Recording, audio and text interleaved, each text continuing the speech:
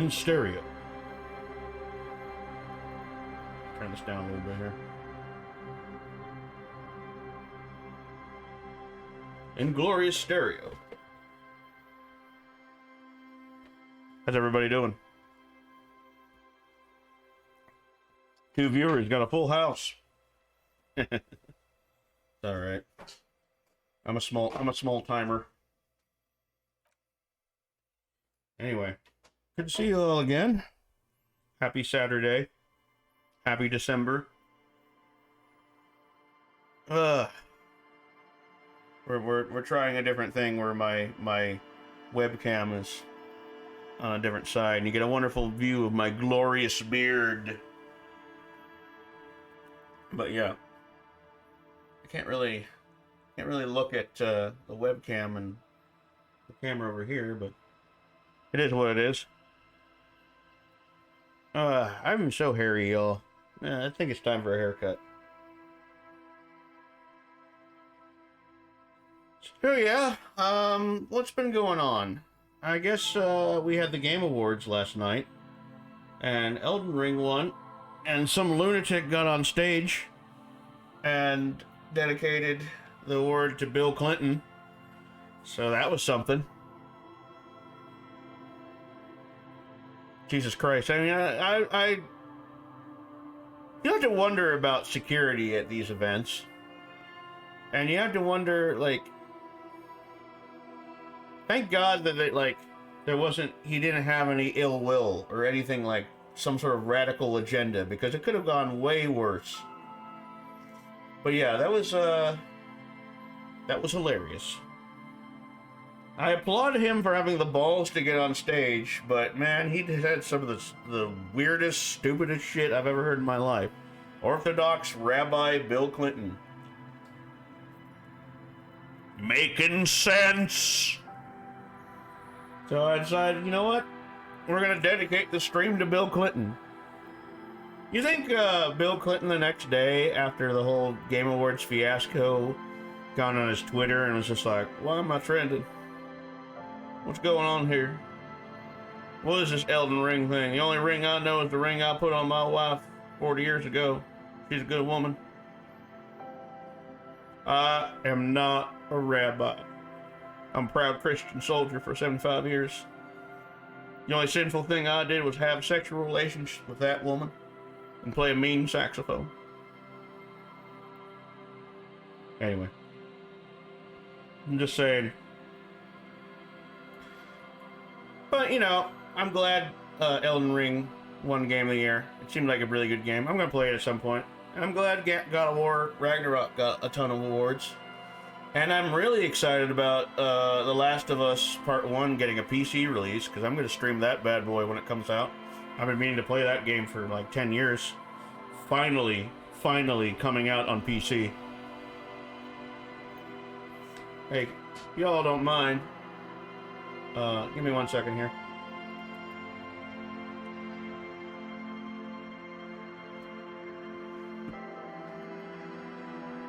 Just realized I closed the door on the mic, I'm sorry.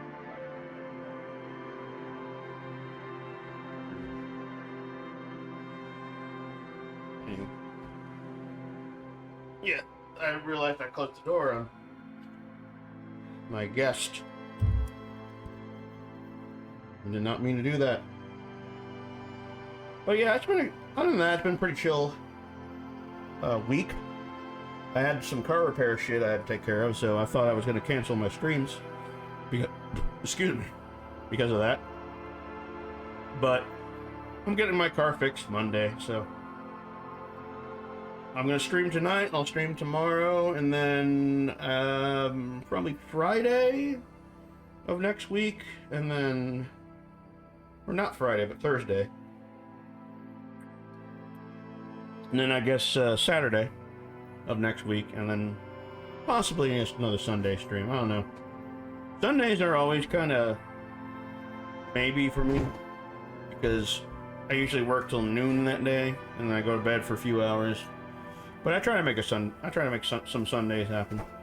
I actually feel like sometimes, like, the less sleep I have, the more kooky the streams are because of my lack of sleep and my lack of like basic understanding.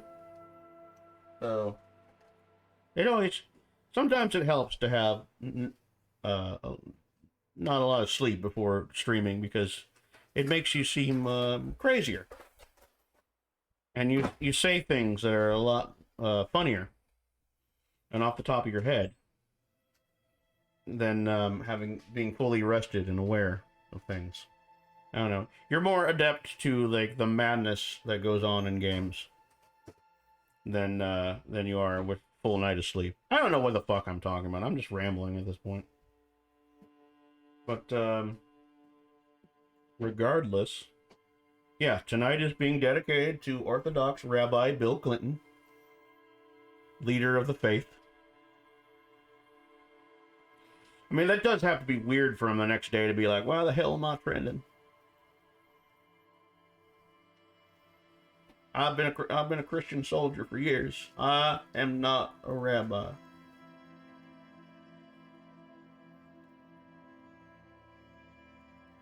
That kid, apparently, he's been on InfoWars and like he was at some baseball game with like a free Hong Kong shirt and like the camera panned away or something like that. I don't know. The kid's like notorious for like trolling events. I think he's like a famous shit poster troller guy. But I just feel bad for From Software because they literally had their moment taken from them by this 15-year-old kid who dedicated the award to Bill Clinton. Like, that's gotta suck. Here you are, you work hard on your game for years. And like, you get that moment, you're at the award show, you know, it's just like, this is our moment to shine. And you win Game of the Year and everything's great and amazing. You do a speech, and then here comes this fucking punk kid be like, yeah, Priest Bill Clinton making sense. You're just like, what the fuck? Anyway, that's enough yapping. Let's get in the goddamn game. I don't remember exactly what we did. There's like a dead body that was hanging from a tree, and we like called about our badge. So, yeah. I have to remember how to play the game.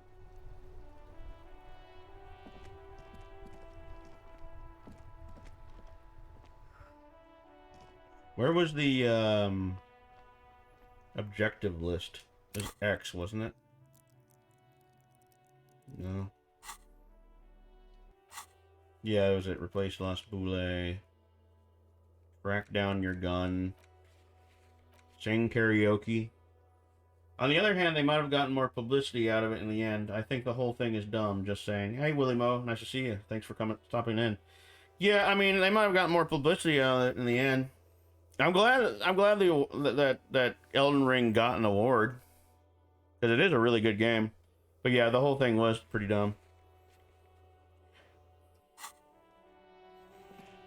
And like, you know, all the cringy stuff in between, like the Crash Bandicoot. Okay, one other thing. What the fuck was Al Pacino doing there? Here's a man who's never played a video game in his life, and he's just like, oh, I'm here.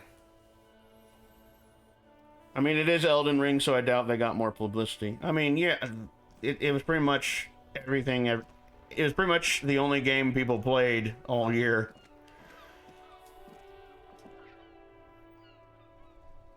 But, you know.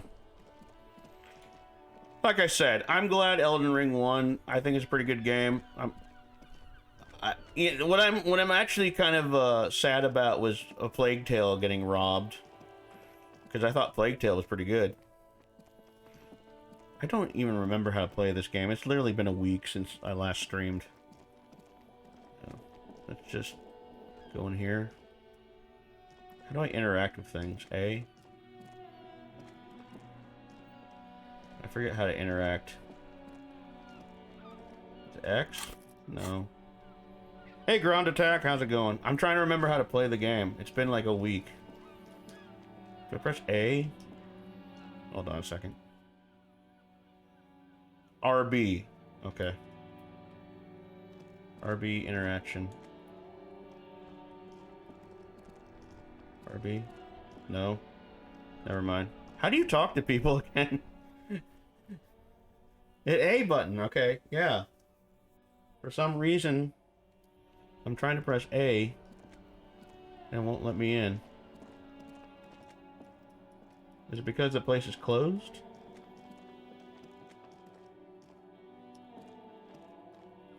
What the fuck? I can't interact with anything.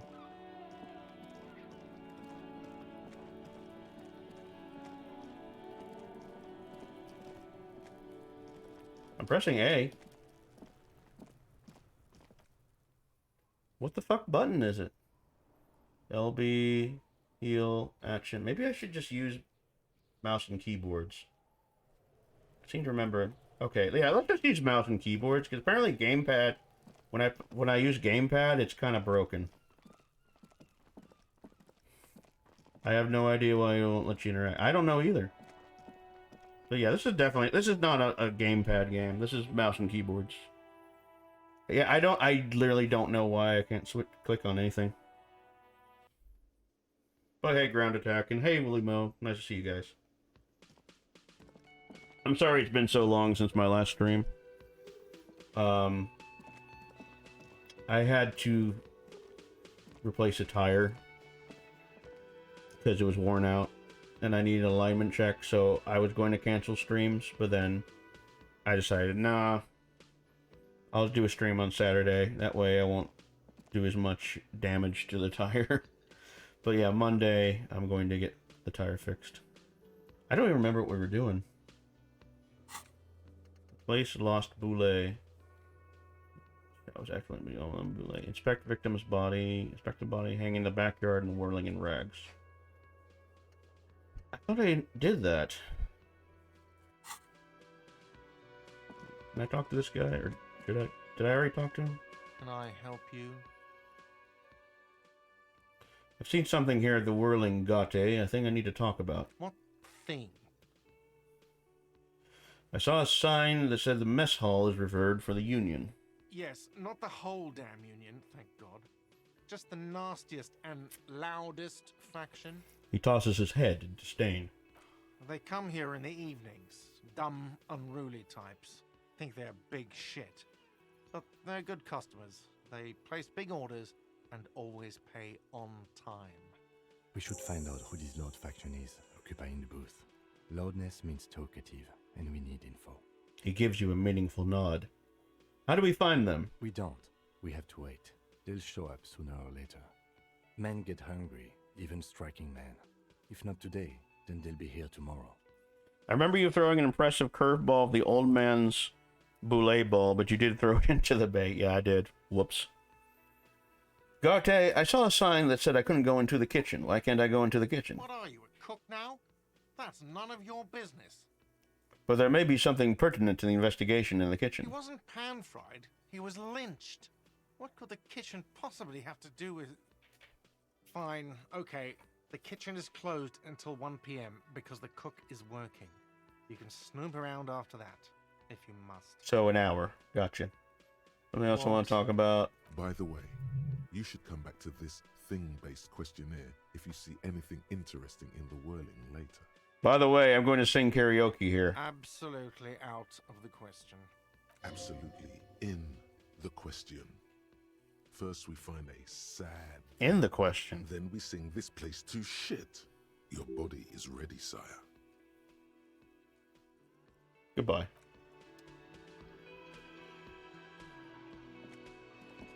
Yeah, I'm going to sing whether you like it or not.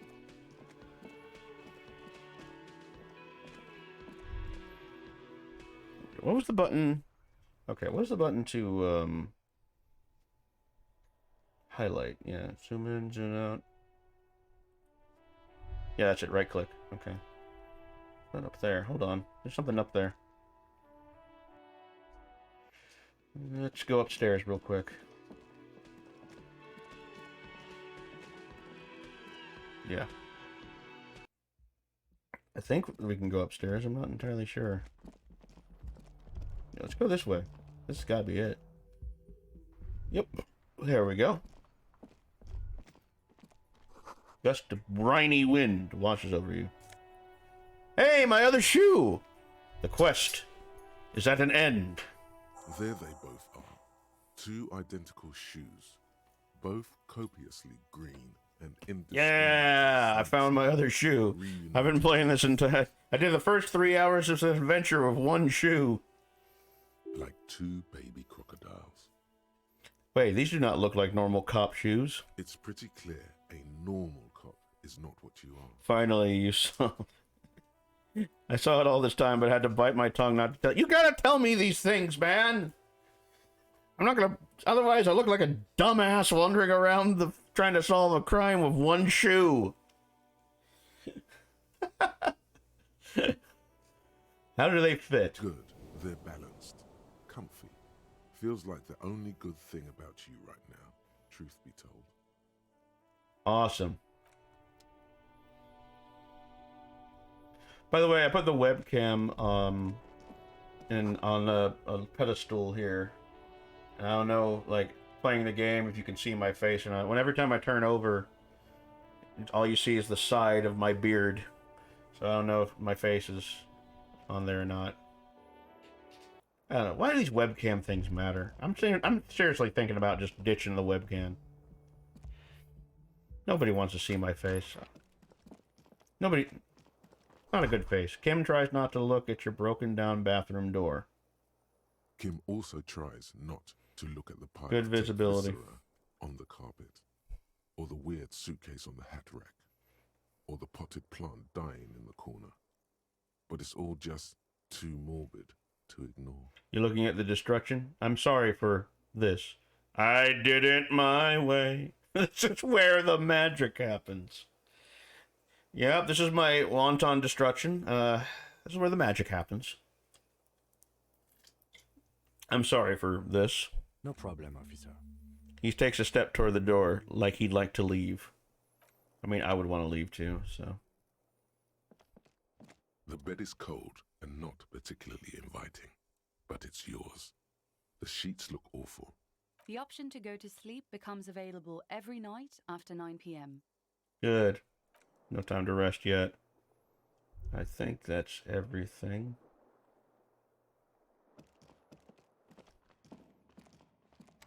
Can't go in there for some reason. A mirror hangs on the Oh, bathroom yeah. wall. In it, your face, adorned with the Use your expression. chain cutters to fix the faucet. The chain Failure. cutters slip out of your hands as you attempt to twist the faucet. Yeah. That's fine. That's totally fine. We're not good. Where's the I want to have fuck with you girl? Alright, that's fine. I want to have fuck with you. Summer door closed for the winter. Well, obviously. Alright, we need to get out of here. There's nothing else going on. So, I guess... I don't know where to go. I don't know what to do. There's like a bunch of things. I guess I just click on everything. Closed for winter, please use main entrance. Glossy magazine, most able-bodied men. This issue hosts the top 10 list. Hey, I'm not in it! Jump Jams, a popular music man. Jump Jams. You did get a skill point. Oh, I did. You're right. Find out who is in the union box. Oh, yeah. Tools. Here we go. Level up. Oh, I didn't mean to do that. Revert. Physique. Let's see here. Psyche. Hold yourself together. Keep your morale up. Suggestion. Charm men and women. Play the puppet master. Savoir faire. Sneak under their noses.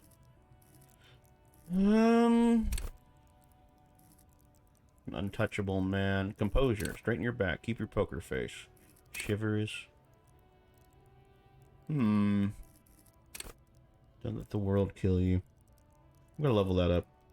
There we go. There we go. Saffron Pickle, welcome to Rabbit Show. Oh, now can I click on you, please? Welcome to Rivachol. Oh, cool, a racist.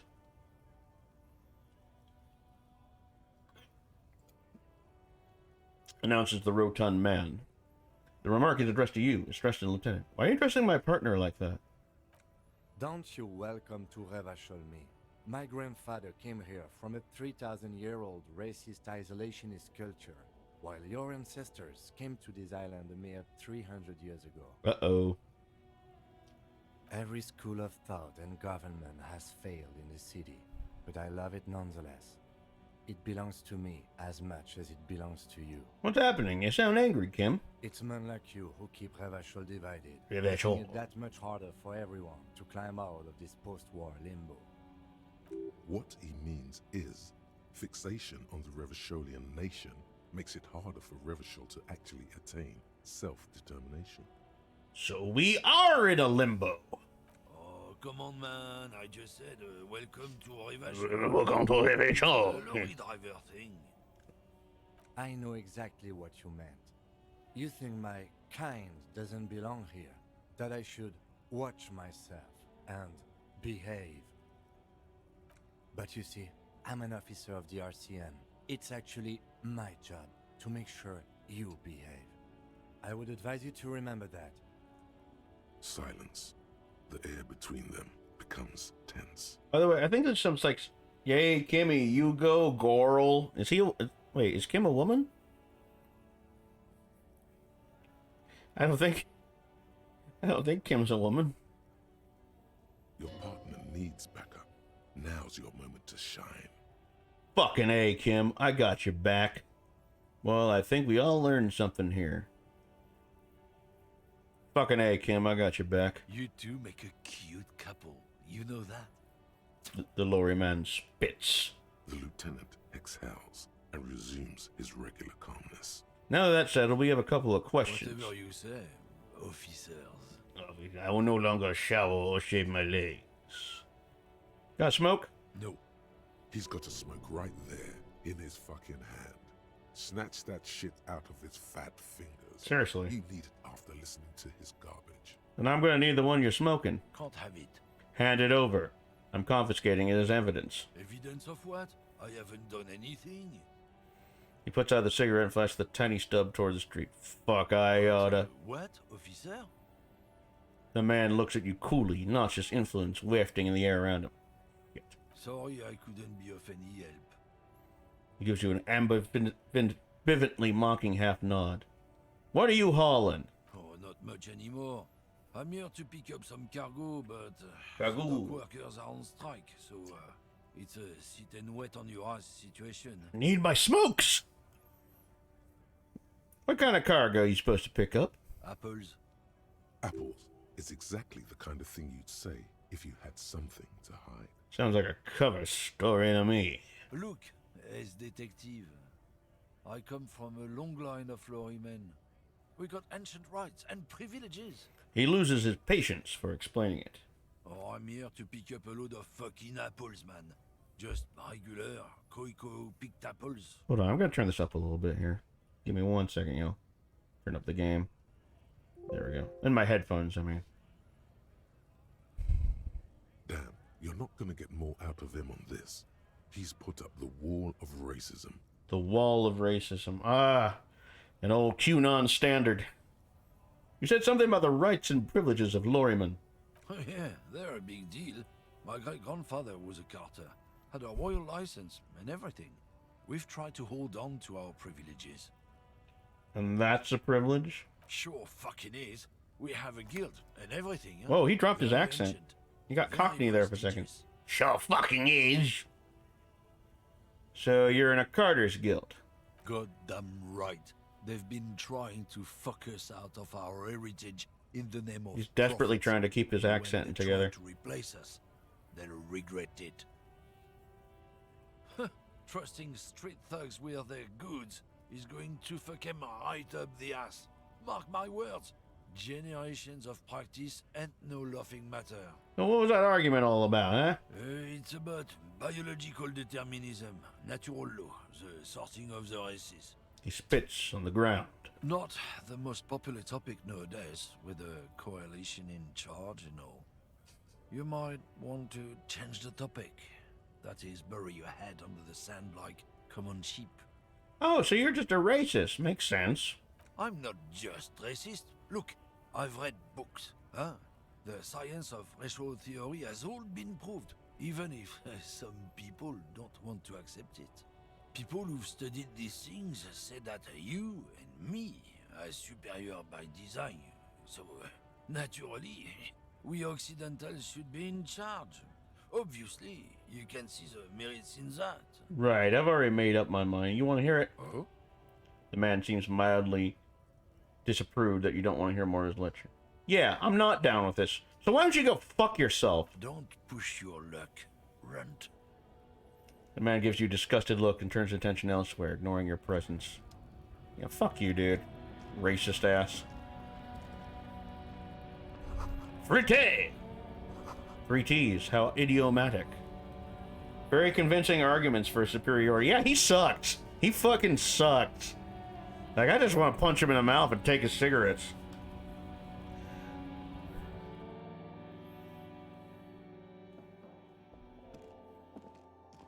Yellow roses, dozens of them. Tulips, too. He has a very Kanye West way of thinking. A melancholy pop song plays on the radio. You see several packaged raincoats fill a low shelf beneath a display of croissants and juice bottles. The raincoats are transparent, except for the big... Shove the cigarette down his larynx. Yeah. Yeah, that's nasty. I want to buy a raincoat. Oh, why is it locked? Oh, I need more money. What's that? What is what? It's a raincoat. If you want to buy one, then it's only 4 real. Oh, I don't have 4 real. Leave. Welcome to Frit. Feel free to look around or something. Everything is out on the shelves. She returns to her magazine. What's that magazine she's reading? What magazine are you reading? You mean this? She looks at the cover, boasting a colorful photo of 2 girls kissing. This is Pop Stars. It's got, like, famous people in it. It's not for sale. Stupid famous people. Yeah, they're kind of boring, but, you know. She never finishes the sentence. Before we go on, what is this frite? I don't know. Frit? Frit. And what is Frit? A 7 to 11 grocery store. And why is it written with 3 T's? I think they think that the extra T makes it funkier. It doesn't. The story goes that normal Fritta with 2 T's, a men's workwear shop in Vredefort, was already taken. So when Fritta Retail Inc. grew into a multinational corporation, they had to add an extra letter to avoid trademark infringement. Let's proceed. I have some questions for you. Okay. I'm not really supposed to be chatting to anyone, but... Well, there's no one else in here, so whatever. Can you tell me anything about the dead body? I don't really know anything. I mean, I know it's there, but I haven't seen it, so... Do you know the man who died? Not really. Not really. Does it mean you knew him a little? No. I didn't know him at all. Well, how long has it been there? I don't know, really long. What do you think happened? I don't know. What good are you? No need to worry. It's just standard procedure for us to ask around. If you hear anything, let us know, okay? Okay. She scratches her nose. Thank you for your help. Whoops. Uh-huh. Alright, well. Go over here. The tear machine stands in the corner. A sign says, 1 bottle equals 10 cents. Insert my Your bottles. bottles clunk into Yay, the machine, and bunny. money appears with a satisfying jingle. You're a richer man now. I'm bleeding rich. A small cabinet on the wall is filled with various medicine bottles, nasal sprays, and blister packs. They all bear the Saint Baptiste Pharmaceutics logo. Their logo is the bloodless rose, pure white, untouched by harm. By the way, there's like a jazz musician that did the all the narration for this game. I forget his name, but he's like a modern jazz guy. Ooh, hey. Hey, is my stream okay looking? apparently I've dropped a few frames. Is everything alright? Everything looks smooth? It says here I dropped 177 frames. Just ask me if you need anything from St. Baptiste. We don't stock prescription meds, but we do have Nosafed, Duramine, Magnesium, and Hypnogamma. Yeah, I didn't notice. Yeah, I mean, it's very small. Yeah. It's probably when I was, like, switching things back and forth for, like, a brief second between volume and the game. Sometimes that happens. What do these products do? I don't know. Let's see. Nosafed is a nasal spray. Duramine is a really good painkiller. Sorry. Magnesium is a dietary supplement. Hypnogamma is... I don't really know what Hypnogamma is. I guess it makes you feel less shit. It's recommended to use after lots of partying, studying, or exercising. Can you be a little more specific? No. Sorry. I'm not like a doctor or anything. Nosafed heals +1 There we health. go. Duramine heals +3 health. Magnesium heals +1 morale. Thank you, tutorial agent. Hypnogamma heals Dr. +3 Baby morale. Poopy Pants, are you excited for any of the new game announcements? First of all, it's Dr. Baby. Yeah, actually, I am excited about some of the new game announcements. I'm excited for The Last of Us Part 1 to finally be on PC. That one I'm actually the most excited about. Let's see. Judas is one I'm looking forward to. It's the same people that made BioShock. That one actually looked alright. Other than that, I forget what else was announced. Hades 2 looked pretty cool. I never cared for Last of Us, but yeah, Judas. Yeah, I'll check out The Last of Us when it comes to PC. I've been wanting to play it for like years. So, I do want to stream that when it comes to PC. Judas is one. Hades 2 is the other one that I was kind of looking forward to. There was like a platformer game that was announced Thursday. I can't remember what it was, but it looked cool. I watched the Game Awards, but it was such a blur, and it got overshadowed by the Bill Clinton guy that I honestly can't fucking remember what the fucking title was called. So, I don't need any drugs. I want to get the raincoat. Can I get the raincoat now? You see several. It's $4. Also, are you excited for Infinity Pool? I don't remember what Infinity Pool is. Is that the game that got announced? I honestly can't remember, man. I tell you the game I'm least in, not a game. Infinity Pool. You'll have to refresh my mind on what Infinity Pool is. Can I talk to this guy? Oh, money! Yes. How much money I got? $279. Yeah, I'm sorry. I can't remember what that is. This guy is pointing at things.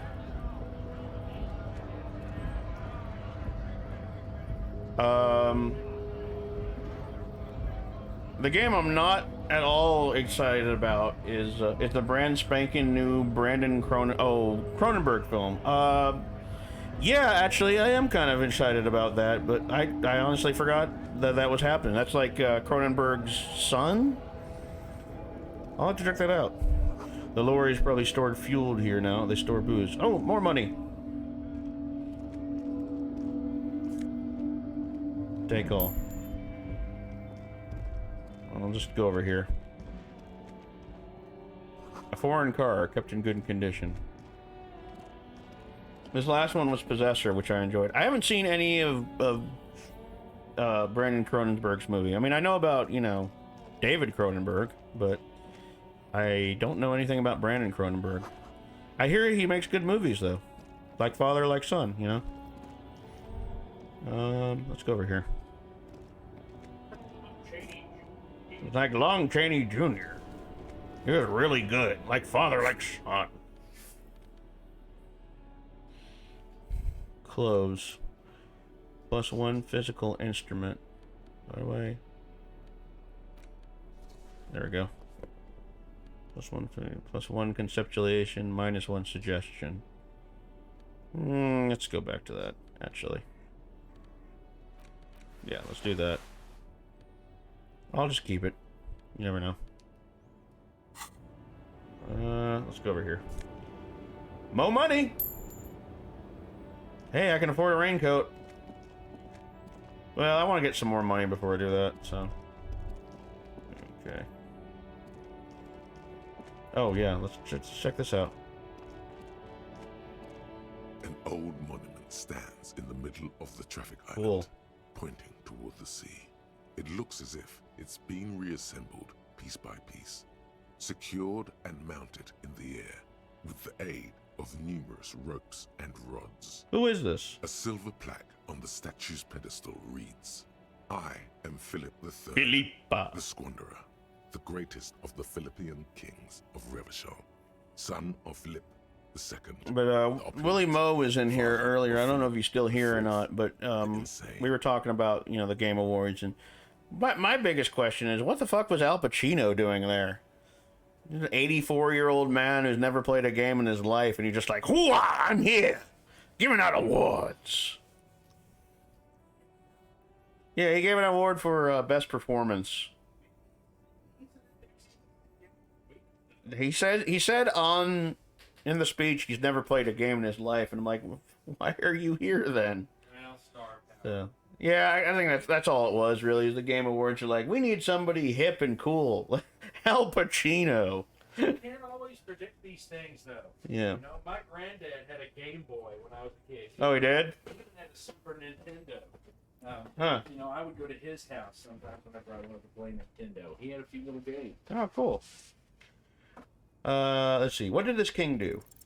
Even by the standards of the Philippian kings, old Sumptuous Philip Sumptuous was known Philip. for his profligacy. In what way? Well, he blew through the whole national treasury, starting the decline of one of the penultimate century's greatest superpowers, the suzerain of Revachol. Oh, so he was like he was like King Louis.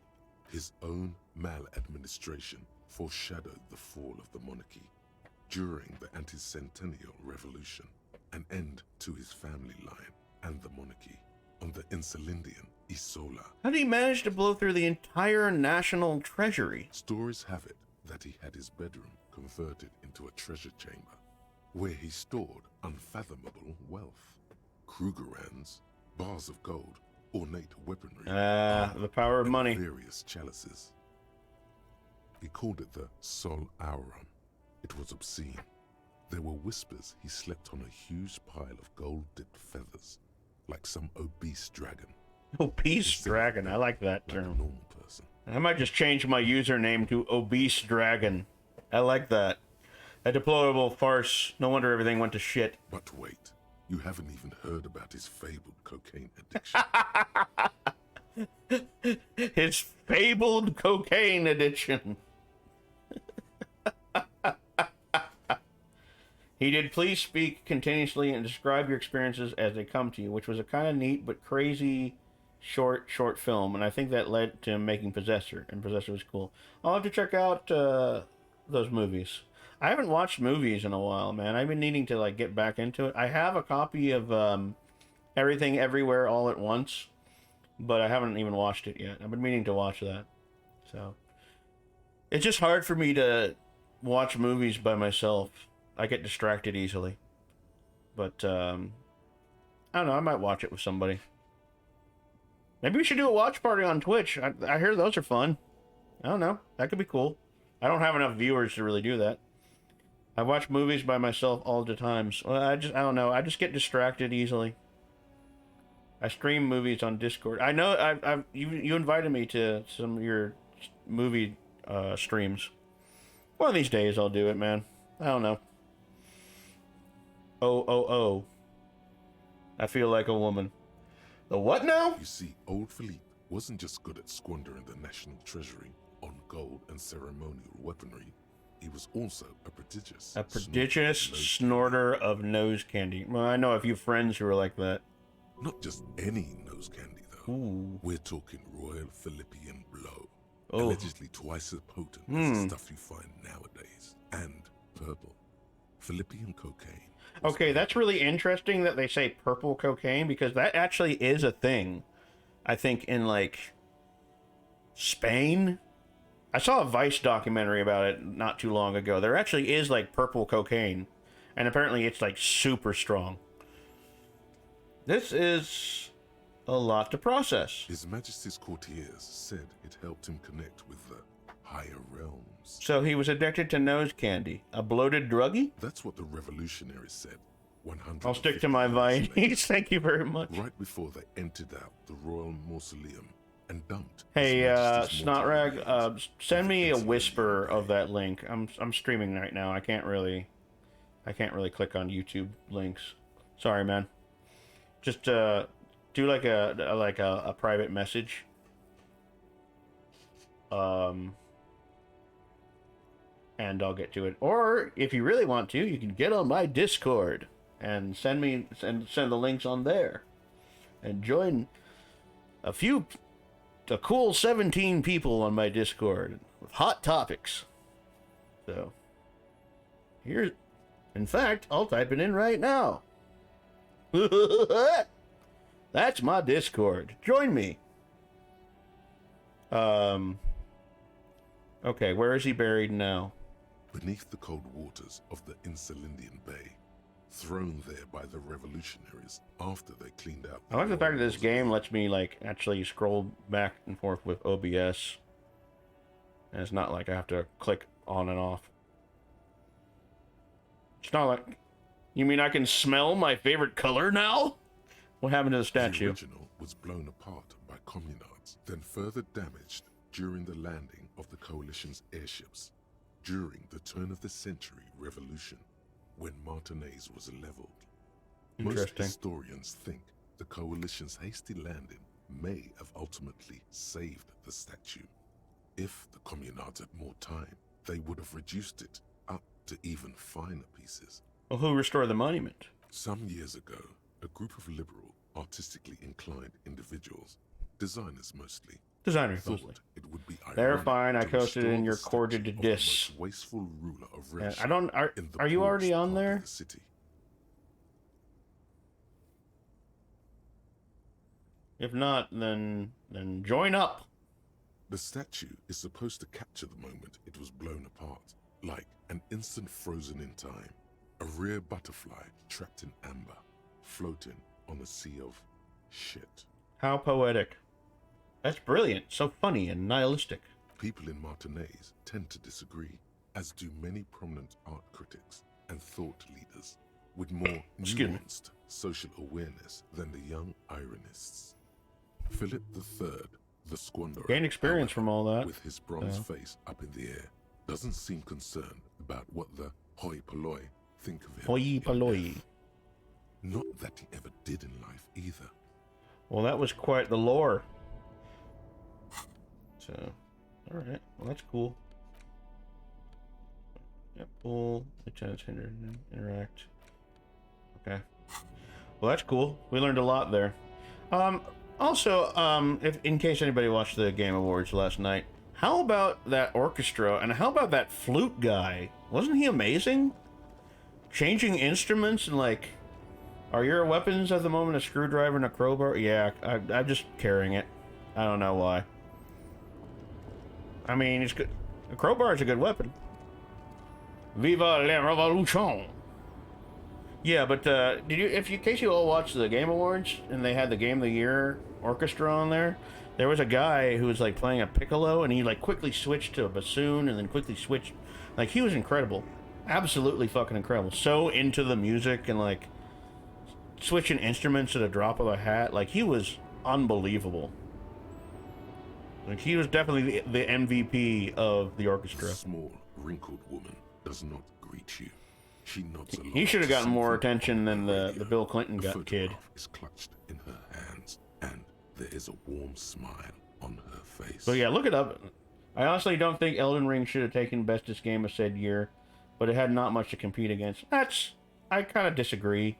I think Elden Ring was a very, in a world full of like pointless, kind of empty open world games, Elden Ring stood out, and it was just a damn good open world game.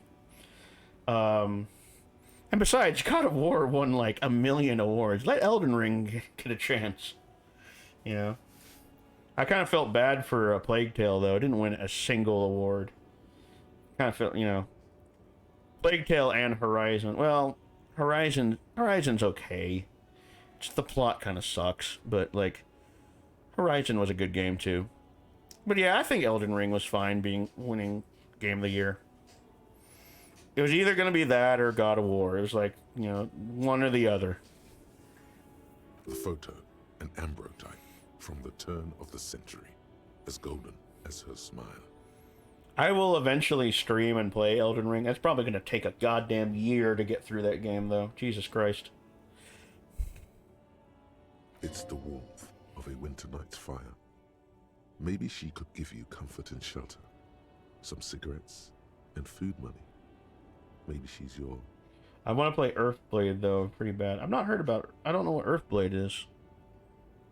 I'll check that out after the stream. Grandma? Nothing. Her smile just keeps widening. Her hair is gray like lead. Snap your fingers in front of her face. Wait, Lieutenant stops you before you snap. she's just a distracted old woman. Better to leave her alone. Why? Why? I just told you why. If you say so. Let's try The again. woman still had no response wherever this woman. Okay. Maybe she's a ghost. Okay, well I think we're done over here. So over here, see what this is.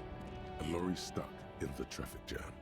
This big, heavy Grad-made machine is well kept for such an old machine. Look in the The window. windows are clear. They've Experience! been recently washed. You can see a lorryman's cabin with personal belongings, stickers, insignia. What kind of stickers and insignia? The driver has adorned his space with a substantial collection of peculiar paraphernalia. Proclamations about honor, strength, and purity are glued to various panels. We can do it. What about the back seat? The back end of the cabin has a small perch to sleep, large ashtrays. There are several suns and wheels sewn into the curtains. A book with ragged edges catches your notice. The front cover features a large, muscular man. The title reads, Man from Eamdal in the Lost City of the Pygmies. Okay. Racist nationalist paraphernalia. He grits Not his teeth. unusual in this part of town. This is our guy. You think this lorry belongs to our tough guy? Likely, yes. This guy's proud of who he is. Drapes it all over his machine. Leave. Okay. So let's save, by the way. Quick save. Okay. Alright, this guy looks like he's trying to do a speech. I'll talk to him. Bastards! We have a right to work! The man yells toward the harbor gates. His voice is the loudest of the lot, and oddly screechy for a man his size. What's going on here? Hold up and stay frosty, everyone. Cops are here. What kind of accent is that? Is it Swedish? The broad-shouldered alpha male turns to you. He's a full head taller than everybody else here. You here to fuck with us? Beat the honest worker down. Why should I? We're here to fight for a cause. Stripes usually have problems with people who have causes. Okay, then I'm thinking no. Good. We're fighting for a cause here. Right to work! Right to work! Besides, we're not that different. Ah, the old "we're not that different," you and I cliche. See us talking, cops and strikebreakers together. Shows authorities are on our side. Builds confidence. I don't think I've chosen any sides yet. Might be time. Don't let the fat bastards tread on you. Cops tend to side with the higher-ups, but you're essentially still workers. I don't trust cops, but I can see you understand the right to work! Right to work! Acting. What kind of cause are we talking about? Rights of people, rights of workers, to have gainful employment, to make a salary, and feed their families. The rent is too damn high. His manner of speaking is wooden, the tone of voice bland and uninspired, almost as if compiling replies from a set of learned phrases. Well, regardless, I have some questions for you. Maybe you should ask them the questions. Like, why we're not allowed to make a living here. Shame on you! We have families to feed, you piece of shit. So do we, Scott. The loitering man hollers in return. Who are all these strike breakers? Honest men and women with rights to work, to be useful, not toys for corporate interests. We came here to help the harbor run smoothly in time of crisis. If union fucks don't want work, they ought to let in those who do want work. I have a question. Why do all these men follow your leadership? Yes. Why? You think they follow because I'm big and loud? I mean, yeah. They follow the You're pretty rules intimidating. of the market, the rules of the economy, because they were given a job to do. I want to get into the harbor too. Have fun. Union shits are on full strike. Don't think they're going to let you through the gates. You trying to meet their fat boss? I'm interviewing people about a murder that took place here, behind the hostel cafeteria there. I know nothing about a murder. His reply is snappy and terse. Absolutely nothing. Wouldn't put it past these harbor bugs. They'd do anything to stay alive. Right to work! It's shameful. Cops doing nothing. You should bring backup. Open up the gates for us. Blockading gainful employment for workers is a crime. I mean, this really isn't my area of expertise. We are not picking a side in this just yet, sir. Pity. Let us work! What exactly is your goal here? We were promised work. We'd be in there, working, if the bastards hadn't shut the gates. And you are unable to breach the entrance. Main gate's locked. We'll take heavy ordnance to bust it open and try to get in through the secretary's office. Door's locked. The guard's blocking the way to the access panel. And I don't mean the scrawny mess punk either. I mean head measurer. Or whatever he is. Wait, head measurer? Huge Seminese guy standing up there on the overhead passage. Won't let anyone by. The access panel is right behind him. Well, how bad can one guy be? You seem capable. Bad. Standing on a narrow bridge, he's got a strategically advantageous position. And he's trained. I don't know how the Union has a trained killer up there. But that one's no joke. And my men are tired and hungry. They're workers, not fighters. Well, have you considered storming in, like, all of you? Why don't you go arrest them instead? I'm sure they've done plenty of criminal shit. They have that look. It would be better for the neighborhood if you went home, at least for now, if you can't get in anyway. No! They will give up eventually. Or get drunk. Leave the button unguarded. Then we charge. Okay, hold on. Let me... We were promised work. Main gates locked. And I don't mean the scrawny mess. Why don't you just like talk to them? Civilized folk, you mean? These native fucks don't understand civilized. It would be better for the... Okay. No. I'm just going to leave now. Union! Union! Union! Says grit. Okay. Scott? Asked a man with jolly eyes, tilting his head. You're hazy on the notion of a scab. Smells like politics, though. Maybe it's got something to do with the flask he reaches for from time to time. What exactly is a scab? A kind of a worm, content with mere survival. They come, they want to do our job for shittier pay, screwing over both themselves and us. Everybody loses. Call me mañana. Hold on, where do they all come from? Beats me. Somewhere in the ground, I think. You don't seem to like him much. Unionize. Gotta be bloody stupid or freaking evil to scab. Or I guess scared, maybe. This guy looks like a member of the Allman Brothers band. He looks at the mask, squinting his eyes as if trying to ascertain what they're scared of. Personally, I'd rather beg than scab.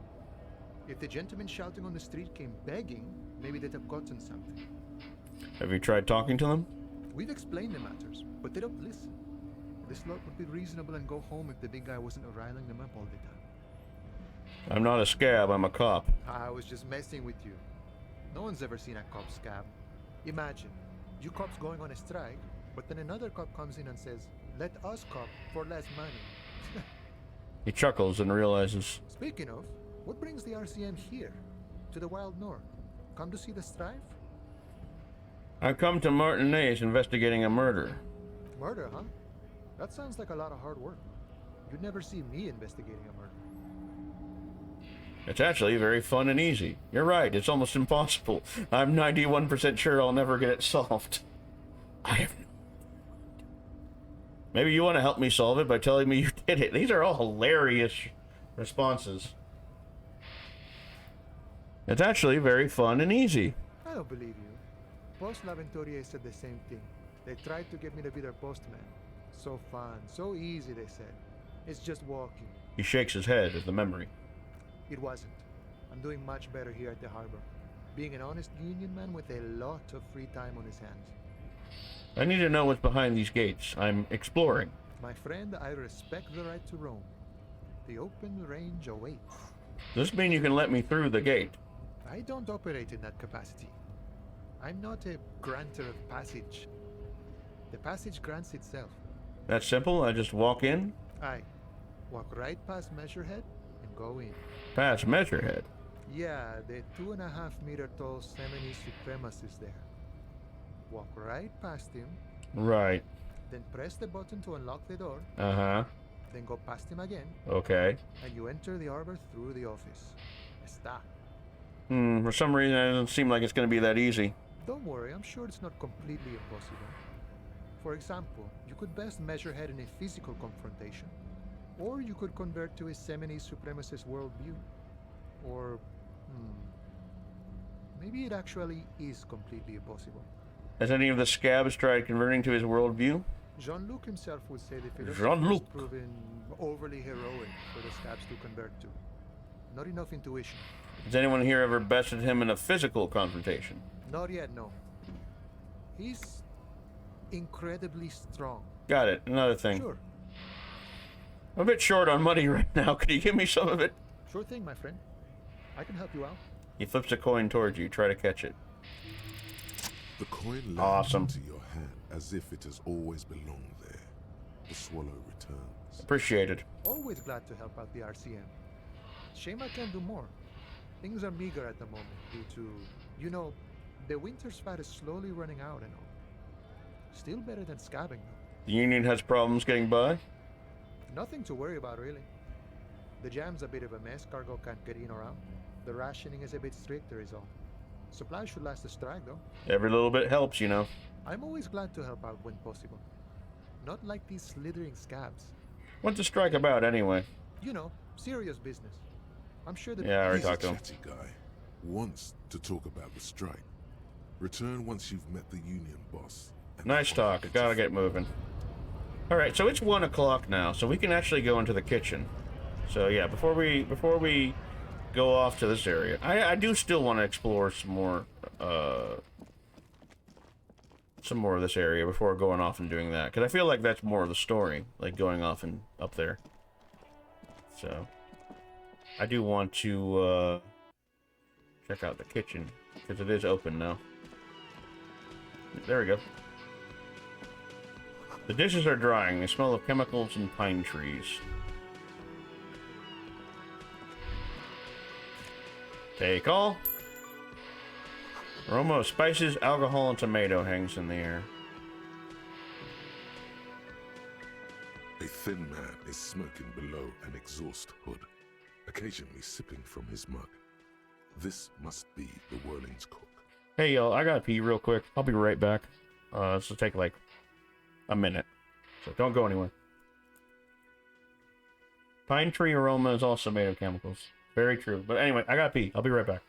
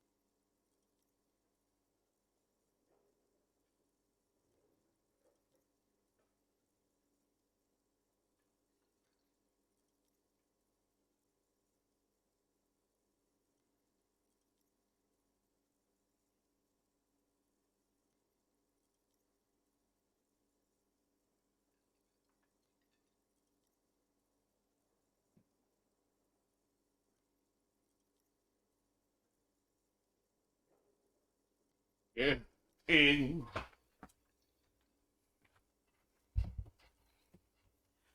Alright, I'm back. Sorry about that. Damn it, I lost a viewer.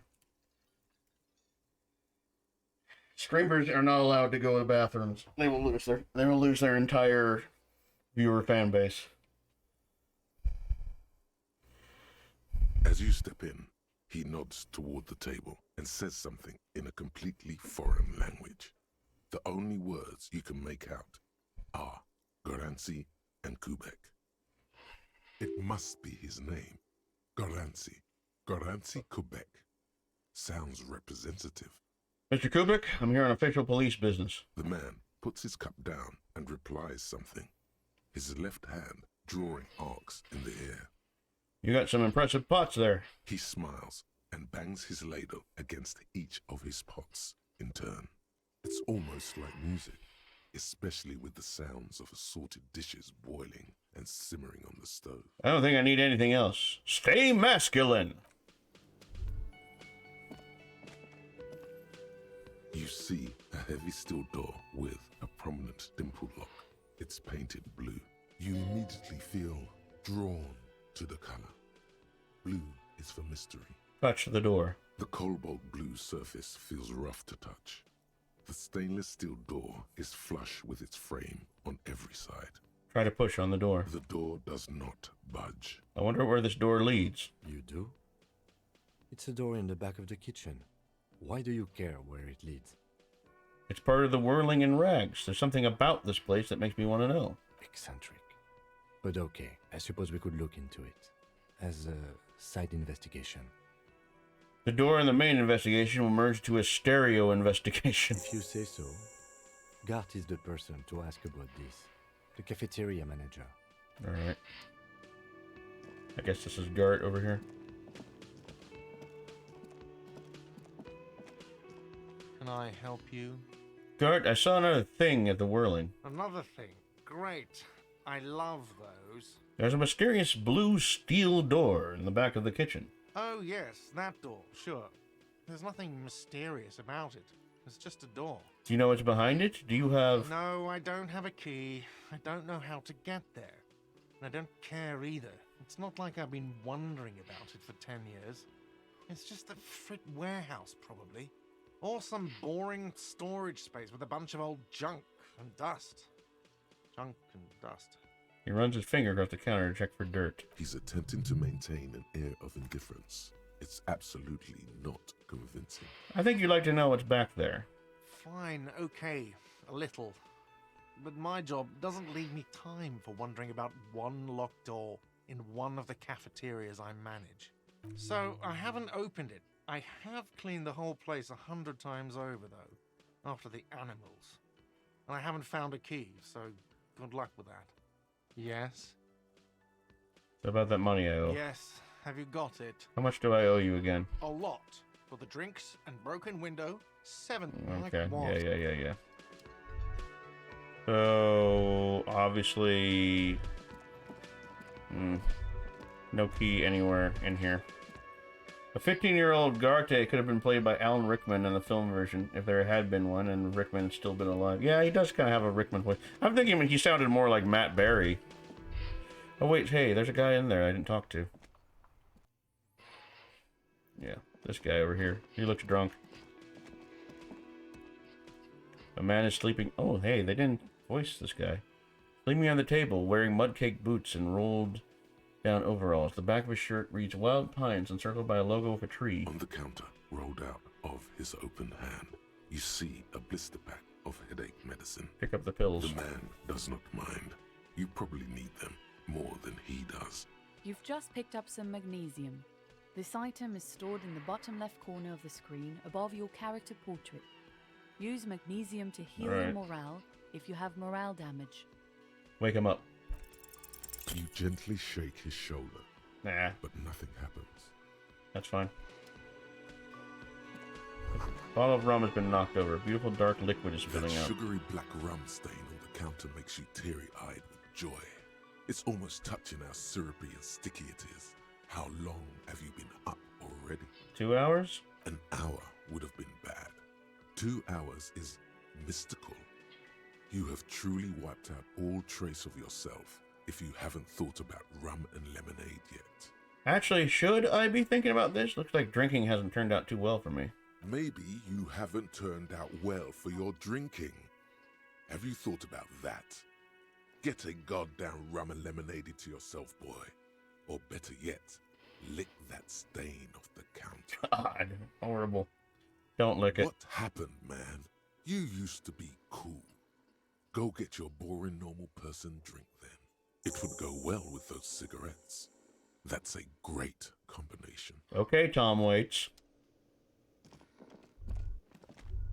I'll find it later. I got important investigation to do. Alright, so we're gonna go this way now. I guess we're gonna check out this bookstore. I haven't really been in here yet. I've barely scratched the surface of, like, exploration in this game. So, alright. Looks like there's a few things. I'm just walking around with a crowbar, no big deal. Gift books and molten candy. All the cool kids are licking bar counters. Yeah, and all the cool kids are eating Tide Pods. And dying at a ripe old age of 12. A small mountain of colorful board game boxes. There are numerous types of games for all ages. A lot of shelf space seems to be taken up by Wirral-related merchandise. Look through the pile of Wirral-related items. An endless variety of source books, lore books, and codices litter the table. The topmost book is titled Welkin Compendium, 2nd edition. There's also a large hardbound tome with intricate cover art, The Hunters of Katawak, Boreal Creature Compendium, and a Pick Your Path adventure game book titled Tales of Wirral, Cavern of Velkrag. Sorry. Getting through this.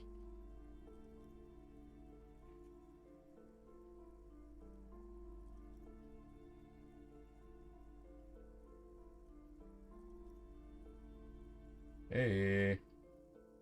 There we go.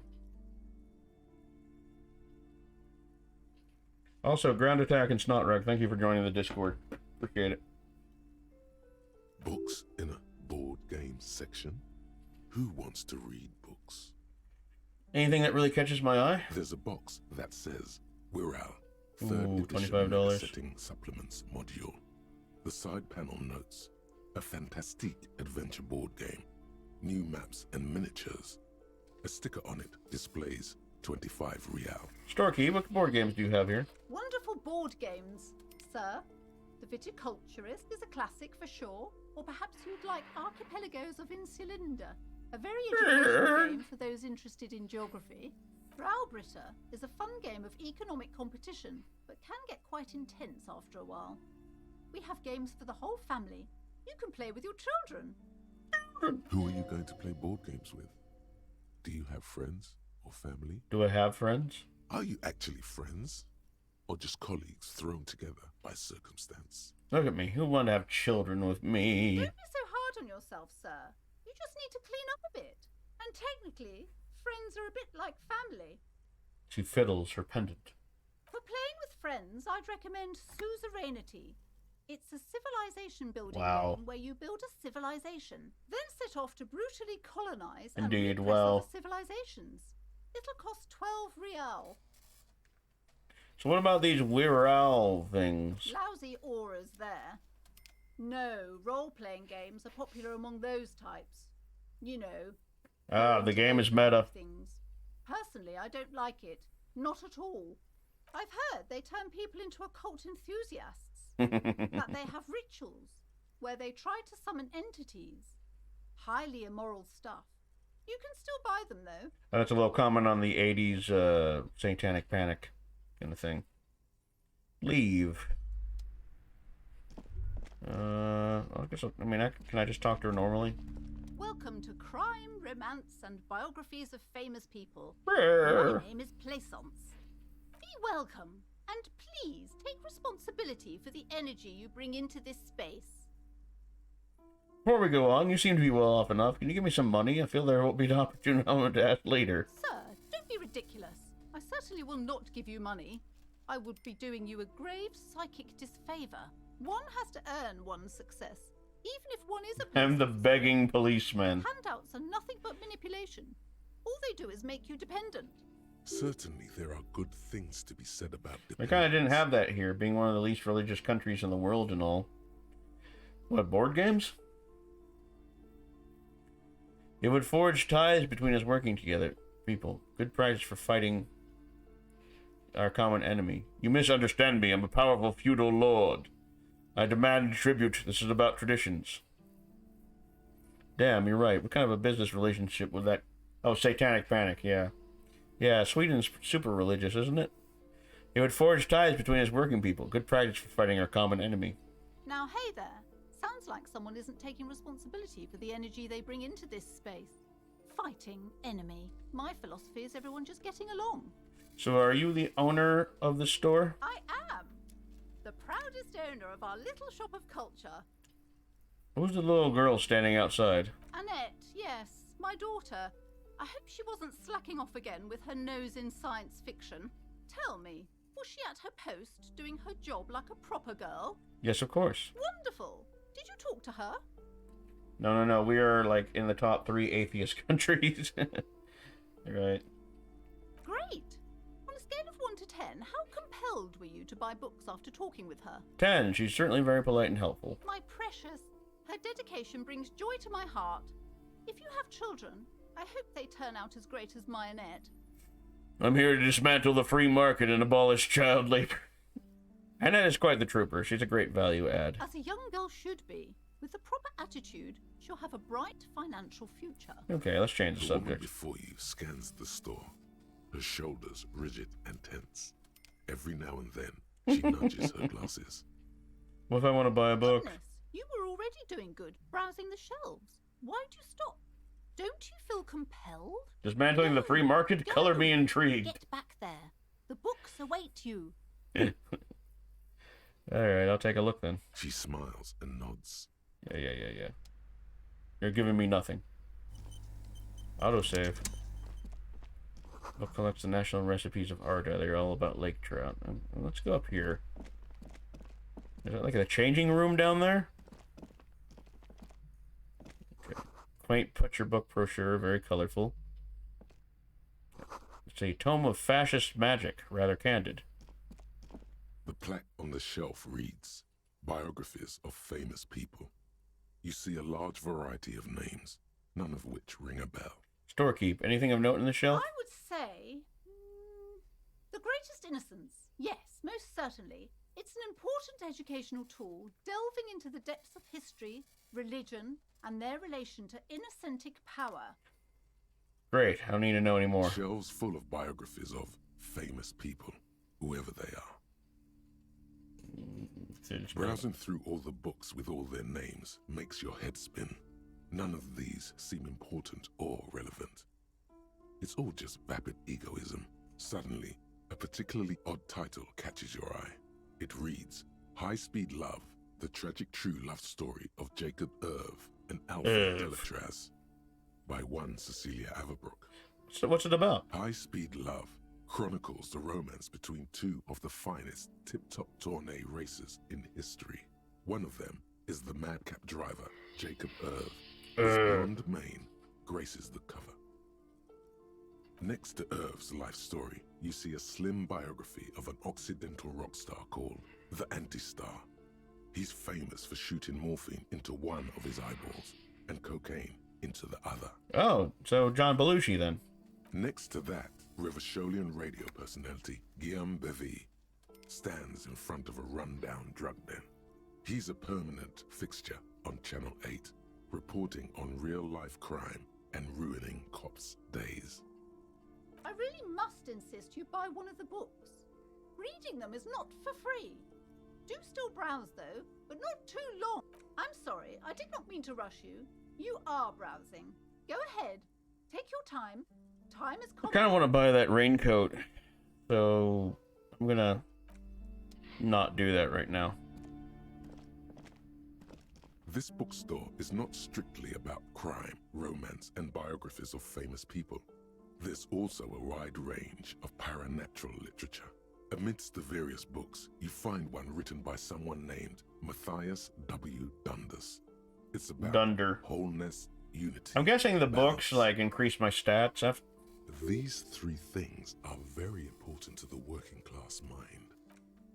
The point of the book, and many others on this shelf, is to give people medicinal advice. medicinal advice in situations where they don't have access to Obviously, paid that would help services. out. It serves platitudes, while also telling everyone that traditional medicine, the kind people don't have access to, and which costs more than this book, is garbage, and would only give you cancer anyway, without even curing your cold or anything. Wholeness, unity, balance, on the other hand, can basically take care of anything. Though it is important to note, when it's up to your mind to heal yourself, then it's because of your mind that you're ill in the first place. Okay. Is it a philosophy class? The book features chapters on topics such as how to find magnesium. Yeah, this book sounds It important. even lists plants you can harvest magnesium from. How to continue drinking if you're an alcoholic who has destroyed his liver. And there's even a chapter on the ancient Seraïs Damn it, I'm tradition dropping of frames using again. What the Docktor hell? bladder preservatives to treat and prevent sexually transmitted diseases. Pre and post factum apply. Nothing worth buying. I don't know what's going on there. Only a few frames, but nothing serious. Am I dropping frames again, guys? It looks like it says 457 dropped frames so far. That ain't good. This is just mundane garbage. What's even paranatural about this? Find something truly otherworldly. The throbbing in your head increases with every passing moment you gaze at this shelf.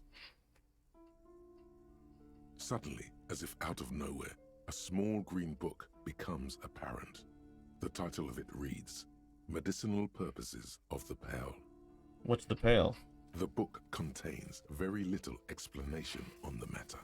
This knowledge seems to be taken for granted. I can't tell, honestly. It doesn't look choppy or anything.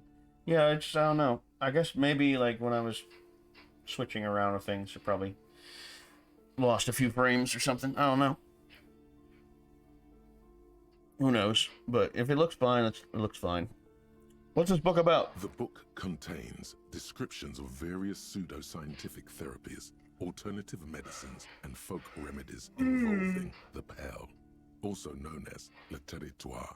Le territoire. For example, it recommends vigorously swatting one's naked body with a venik or hand broom, made from Lovely. the leafy twigs of Just a young smack birch yourself tree with a broom. from the near You better be pale. naked. Sounds painful. It is supposedly invigorating and good for the circulation. That's hot. What else? It also recommends consuming distilled spirits like vodka or whiskey that have been. Ooh, I'm gonna be a aged in the Hobocop pale. soon. Readers are I forgot about instructed that. to cover these jars in a shallow hole just inside the pail and leave them there for 30 to 60 days, depending on the potency desired. And what does this pale aged liquor do? Among other benefits, it is alleged to restore a damaged liver to perfect health. I should probably get my hands on some of that. What else is in For there? general health and well-being, readers are encouraged to take regular strolls through the pale.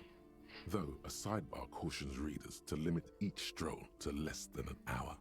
These strolls promise to cleanse the mind of worries and the body of toxins, especially if the perambulator performs this ritual in the nude. Gotta be naked. Nudity figures prominently in a number of these prescriptions. Of course they do. This is exactly what you need. Yeah, nude therapy. Anything else of There's note? an entire section devoted to cures for men who are struggling to perform their marital obligations. Well, I certainly don't need that. You close the book and return it to its place on the shelf.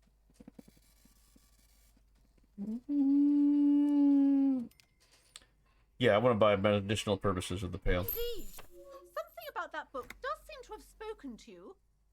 Well, I hope it contains what you're looking for. You've acquired an interactable item. Investigate this item further by going to the Interact tab in your... Okay. Sure. Interact. Medicinal purposes of the pale. The cover of this heavy tome features a number of esoteric symbols. Flipping through the book, you find a number of sections on the general benefits of the pill. A large pharmacopoeia makes up nearly half of the book. What's a pharmacopoeia? You come across the following Oh my god, so much text. Modern pharmacopoeia are continually updated by so much lore experts based on the results of clinical trials. Readers will find assembled here the timeless wisdom relied upon by generations of traditional Seolite medicine practitioners, Mesk mystics, and Ilmaran folk doctors. It's all quackery, in other words. Quackery.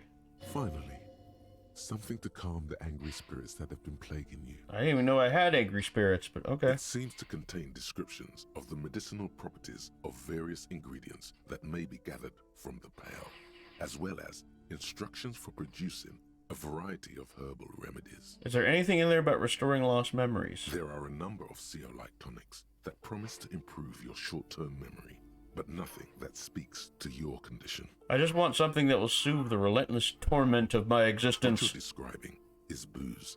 You don't need any herbs for that. Anything about curing an apocalyptic hangover? There's nothing in here that speaks to hangovers directly.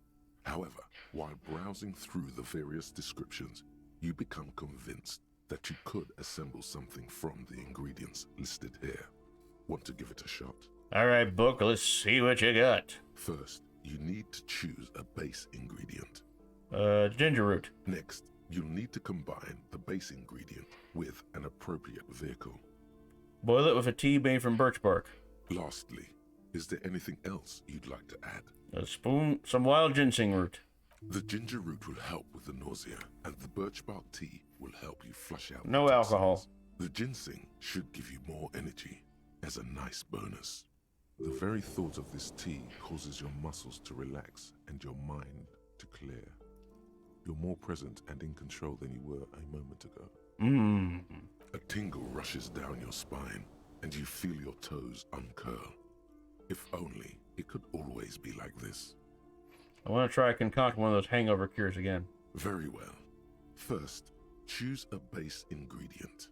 Spring of fresh mint. Next, you'll need to combine the base ingredient with an appropriate vehicle. Aloe vera extract. Lastly, is there anything else you'd like to Pomegranate add? seeds. The ginger root will help with the nausea. Oh, I already did that. And the birch bark tea will you imagine yourself with a mug of this tea. Alright. We got it. We're good. That did help. So those books do help. Hobocop. Hey, I am Hobocop. Technically, you wouldn't be a cop anymore, but a hobo.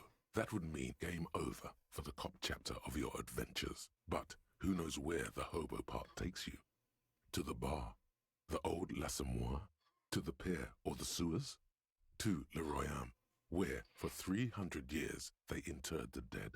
You could plunder royalist crypts for long-forgotten triple malt bourbon, then fight the Armacan beast that lurks the bottommost sepulchres. The secrets of the city are all yours at last. Oh yeah. Guillaume Le Million. Bad news. Guillaume Le Million did not become a cop. In 38, he went on a tour to the Signal province in Safre, where he died of autoerotic asphyxiation. Of course he did. His body was found hanging from a decorative dragon tree in his junior suite, amid drug paraphernalia, unwholesome objects, and the Sylvia Traynor single, Wonderland, skipping in the background. And yes, you can take this as a metaphor for Revachol. You're my wonderland. Sure. Okay, well. Can I think of something else? That's fine. I don't think I can think of anything else.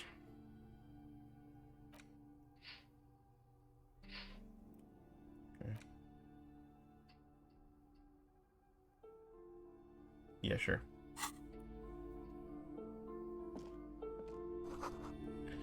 Okay, well, I think we've done everything we can here. I'll get more money for a raincoat later. Game. You see a set of tattered curtains blocking the way to another room. A strange cage-like trinket dangles from the curtains. Excuse me, officer. The back room is strictly for employees only. Shopkeeper, what's behind the curtains? Nothing. Now please go back to browsing the books. Don't you feel compelled to look You're at the hiding books? something. The books are all you care about. She speaks almost as if she's trying to put a spell on you, urging you to buy more books. Oddly enough, the more she tries to draw you away from the curtains, the more alluring they become. Examine the strange cage-like trinket. You see some kind of charm, an irregular Yeah, sorry, let me polyhedron scroll down here. assembled from bones, sticks, and straw. Inside, a disturbing fish head with empty What eye the fuck? sockets This is a David staring Lynch at story you. all of a sudden? This is a traditional Seminese ward, meant to provide protection against ill luck, bad dreams, curses, and other supernatural scourges. Supernatural. Inhabitants of Ile de Fantôme, the Seminine Islands down south. Aside from poking at it suspiciously, there is nothing else to do with the fish head charm at this time. The curtains remain shut before you. I'm gonna pull them open. Just as you're about to pull apart the curtains, the petrified voice of the shop owner cries out once more. Sir, don't touch that. I told you it's off limits for the customers. Her hand is closed around her pendant, her fingers nervously playing with the talisman. Parapsychologically speaking, we're done if you decide to open them. I won't be held responsible for the consequences. It's too dangerous. What are you hiding, woman? She looks away, mumbling. Why is everyone always messing with the curtains? Why can't they just buy books like normal people? Ma'am, this is different. I'm a police officer. I need to get in there. Why? It's not like anyone was killed there. She stops abruptly as her hand flies over her mouth, baffled by her own bluntness. You did it! I knew you did it! I am sorry. I don't mean to be so impolite. Just please don't go there. I can't allow that. You'll only make things worse and unleash the powers. But I sense this place calling for me. I must investigate beyond the threshold. You do? My God. Even more reasons not to mess with the curtains. Just step away, dear sir. I don't care. You can't stop me. I'll open them. No! Please just talk to me, officer. Come here and let's talk this through before you decide to do anything extreme. Talking is always good. Go see what she has to say. There is something mysterious about the curtains. Be careful. The curtains, tattered with age and covered in dust. Okay, hold on. Hold on. Let's save first. Then we'll see what happens. Tattered with age. Rip them apart, this time for real. You see a dimly lit room full of dusty furniture and trash. A doorway stands in the back, covered in dozens of scary little Seminese wards, your shadow looming over it like an omen. I warned you. You're unleashing forces beyond your understanding. What, is this some sort of Lovecraftian story now?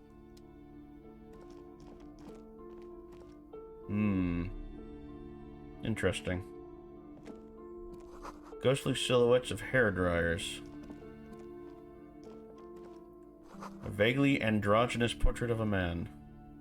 A heavy door with a missing handle stands before you, covered in dozens, if not hundreds, of Seminese trinkets and charms. It appears to be... You gotta do it now. Joking, you're fine. Hey, you don't know. Pain threshold. Break down the door. Knock on the door. only an echo. No one is there. Break down the door. Ooh, I did it.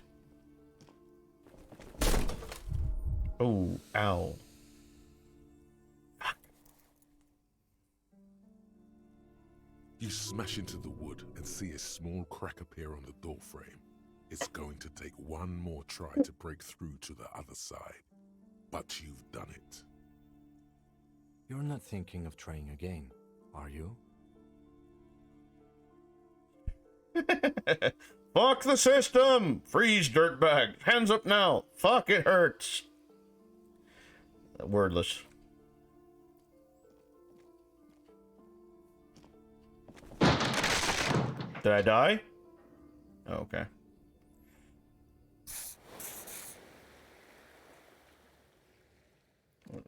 What's this? Oh, okay. Okay. Sand is dripping from a punch bag. What is this place? Looks like a gym to me. Yes, but no one's been here in ages. He draws a stripe on the dusty floor of his foot. I doubt the electricity still works. Good thing we have a flashlight on us. Don't forget to take it out of your bag before we move on. An eerie feeling rises in your chest.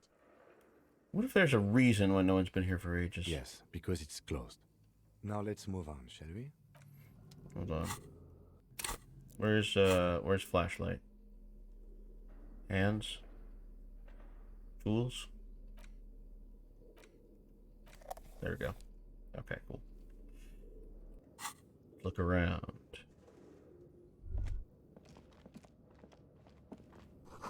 The poster says Cetus Fortis. The rest is worn off. Worn out wall bars. They look unsafe. A barbell lies on the floor. The color has worn off its weight plates. It's 60 kilograms. Your triceps hum at the sight of these weights. Show the world what kind of beast it's dealing with. We're doing an investigation. I don't need to be, like, working out. There are no collars on the barbell. This is a safety hazard. Why does it feel so familiar? Physical instrument. Lift the barbell. Ooh. Just familiar because I'm a weightlifter? Look, Kim, it's a trap. There are no collars on the barbell. 60 kilograms is around 120 pounds, I think. Ooh, wow, that's a lot. You're right. The weight may fall off. Better not touch it then. What kind of bastard would just remove the collars? It should be a felony. It would be a violation of EPIS safety regulations if the gym was still operating, but it isn't. No one's supposed to come here anymore. Is this familiar because I'm a weightlifter? No, it's not that. It's the stale smell of rubber, the squeaky sound of sneakers, your bruised knee against the mat, and a whistle. Then the feeling is gone. It's just a memory. A memory from another life. When you were young and fit. You looked pretty fit to me. Lift the barbell. Yep, I failed. Open shut case. I knew it. Shouldn't have done that. You managed to hoist it off the ground, but the barbell feels wobbly and dangerous. Your hands slick with sweat. Turns out you're no beast, just an old man with bad form. Awesome. Maybe it wasn't such a good idea to smash through that back door. Seems a little out of shape, or maybe these gloves just suck. Proper weightlifting gloves would definitely afford a better grip. Alright, well, that was humiliating. Hold on, what's that? Shot put ball. Okay, maybe I can sell it. Okay. Always blocked by old window panes and debris. Nice of Kim to let you down easy. Yeah. He's just along for the ride.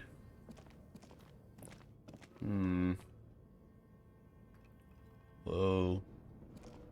Creepy. Large demijohn full of strange liquid. Wild animals stare at you in the dark, stuffed and mounted. Oh my. Airship. Rotors covered in spider webs. They remind you of blades.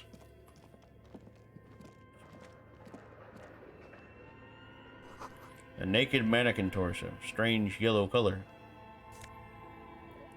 Money. Someone's playing with an echo pedal. Blue velvet. Soft to the touch. Mothman. Yep, there's your David Lynch reference. Okay. Take all. Production schedule filament memory. Okay. Steel rotor blades bearing a Slipstream logo. Slick skis with Slipstream printed on the laminated top layer. Mo money, mo problems. Let's go over here. Oh, wait, no. Let's look at this. Your flashlight slides over an old green chalkboard covered in scribbles, sketches, and schemes like some ancient cave mural. Some of the writing has faded with age, but you can still make out sections here and there. Photos and drawings have been pinned. Is this a side quest or is this like a main thing? Inspect the drawings. These lithe, pointy-eared creatures appear to be different types of Welkins. You make out autumnal candle Welkins casting wax-based magic. Translucent Welkins with organs shining under their skin. And even ether Welkins hailing from the vast emptiness of sidereal space. Who are all those creatures? Fantasies of a tortured, feverish mind? Just your average artist lair. You should adopt one of those Welkins as your persona. No longer a mere man, but a Welkin. One of the Welkins, towering among the rest, appears to be different, however. Examine the Welkin. This is important. It's Vara Hamira, a high Welkin, his face white and scarred like cracked marble. This is clearly a Welkin supremacist. The note says, all non-Welkin races will be purged. Lovely.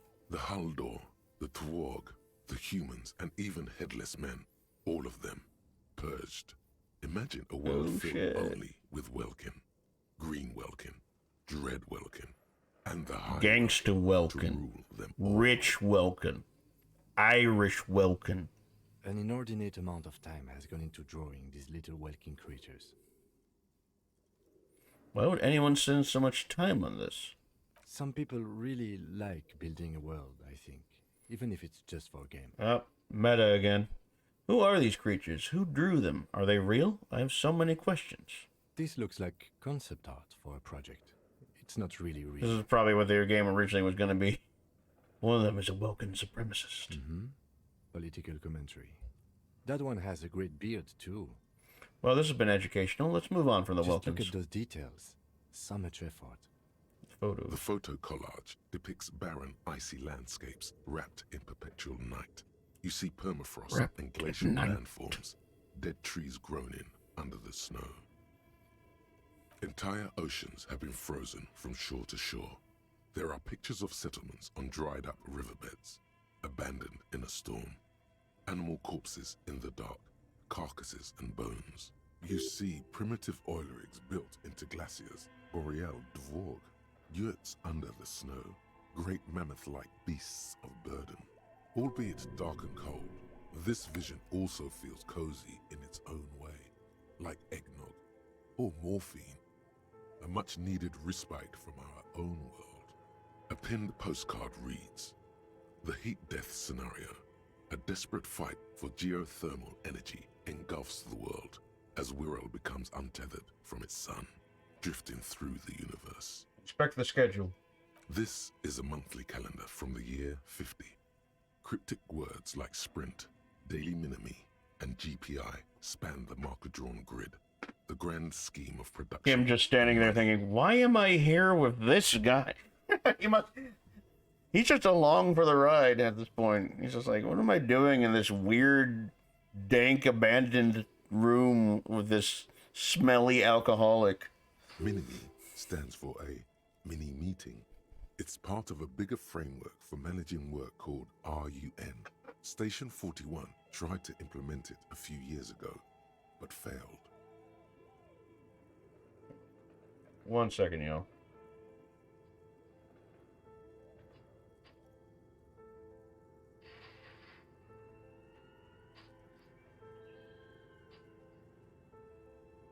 See if I can get some more people. Let's see if I can get some more friends in here. Kind of lonely in here. Maybe I can get old Tortino's boy in here. 1 second.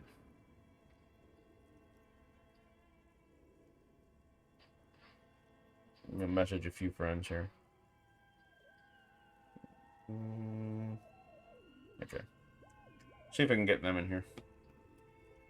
Keep reading. What happened? As time goes on, the numbers in the boxes grow. Not that I mind and rarer. A chill stream like this. I'm just trying to get a few more friends in. That's all. Only failure and regret dwell in this region. Looks like they didn't make it. The lieutenant looks at the frigid ice field of nothingness. The frigid ice field of nothingness sounds like an Electric Wizard song. A note in the bottom left corner of the chalkboard says, "See the prod schedule filament for details." Inspect the notes. The handwriting is only partly legible, but you can still make out 3 slogans: call in, tune out. We're all untethered, and heat death of the universe. Okay, Heat Death of the Universe is definitely like a Stoner Rock song title. Leave. Items. Lieutenant's handkerchief. Ampoule of ammonia. Okay.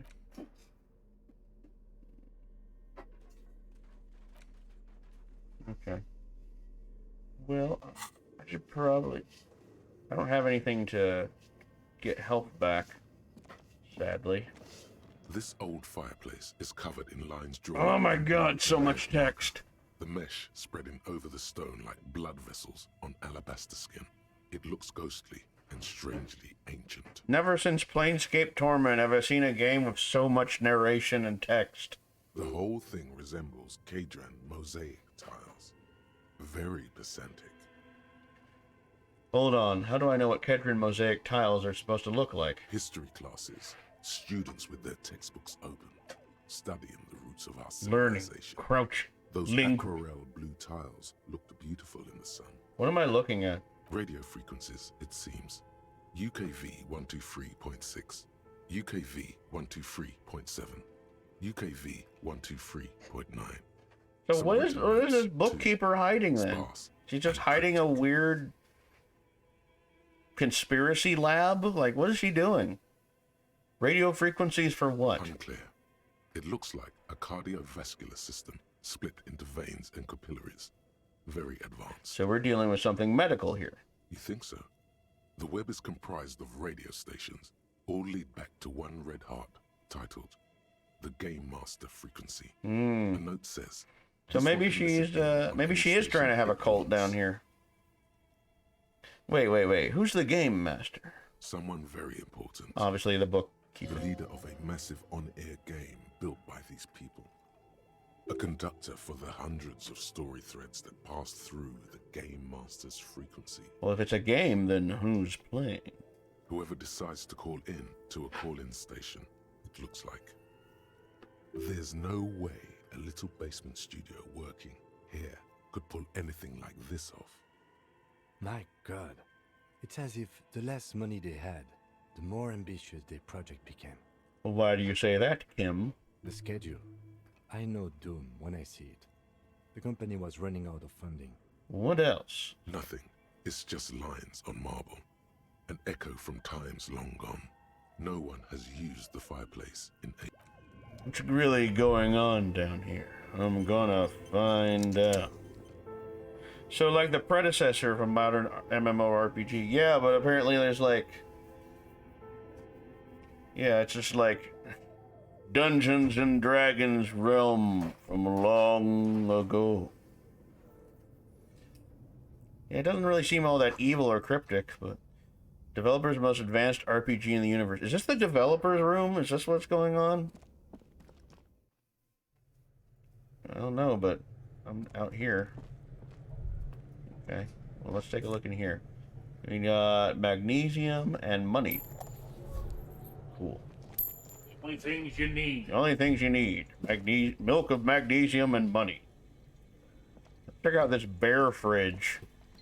You see a terrifying ice bear with a strange compartment in its Making The sense. door is covered in frost, and the bear's eyes are glowing red. It looks like something that would belong in BioShock. The bear looks oddly realistic. Is it taxidermy? What is this thing? It looks like a giant ice bear. The lieutenant doesn't answer. His eyes are glued to the animal. A sharp slice of light shines out from its mysterious belly door. Crack open the door. A gust of freezing cold air rushes. There better to be some reach you. cold ones in there. Rumble as the bear regulates itself. This is the inside of a refrigerator. The lieutenant takes a peek inside. His hand has found the holster of his gun. Relax, Kim. It's a fridge. Of course, just a giant ice bear. It's a giant ice bear shaped fridge. Nothing wrong or bad to see here. He relaxes his hand, his face bathed in the harsh light of the open fridge door. Let's take a look inside. Look inside the refrigerator. The shelves are empty. All you see are crumpled ice cream wrappers with the brand name, Revachol Ice City. A handwritten note has been attached to the door. The fridge is huge. How did they even get this thing in here? Take the note from the door. You pocket the note and the little fridge magnets keeping it on the door. Examine one of the ice cream wrappers in there. A friendly cartoon bear smiles back at you from a glossy cellophane wrapper. It looks nothing like the fridge. What is a giant bear-shaped fridge doing in an abandoned cellar in the first place? Good question. It looks like an ice cream fridge. So they tried to sell ice cream from this hyper-carnivore? I know. What an unfortunate marketing choice. Yeah, I'm an ice cream bear. Open me up and dig in. What is even worse, the bear is still costing them money to this day. The lieutenant points to the red, snaky cable running from the fridge. The fridge buzzes with energy. The electricity bill on this. Yeah, I was gonna say, why is this thing still on? Catastrophic. Close the door. Chad, if you ever see me fighting in the forest with a grizzly bear, help the bear. Okay, I got a bunch of items now. Interact. Handwritten note from the fridge. The note is written with a blue pencil on a piece of lined office paper. The kitchen magnets have left spots on its surface. Does it say anything interesting? The lieutenant leans closer to read the crumpled note over your shoulder. This is tangential at best, but the lieutenant's detective instinct is still active. Someone has scribbled, S. I can't believe the off-site copy is still here. The illiterate ginger kid keeps stealing stuff from the studio, so I had to hide it somewhere safe. You'll find the filament memory with the off-site copy in the frozen ice cream maker. Please take it home, ASAP. It's important. I'd do it myself if I lived in a civilized place with a freezer. Take care, Sully Swaff. I wonder who wrote the note. Someone who owns a radio computer? My guess is as good as yours, officer. Which is to say, not very good. Remind me again, what's a filament memory? It belongs inside a radio computer, storing its memory. It's like a tape. You listen to disco tapes, right? It's like one of your disco tapes. Oh yeah, sure, I listen to disco tapes all the time. It's like the production schedule you found. Only this one's an off-site copy. Who's the illiterate ginger kid? Really? You don't have a single guess? You mean Kuno? Dun dun dun! Oh, I'm sure that child would love to get his hands on a filament memory. Even if he doesn't know what to do with it, he'd probably... I knew it! It was Kuno the whole time! That rat bastard kid, I'm gonna make orphans of his family.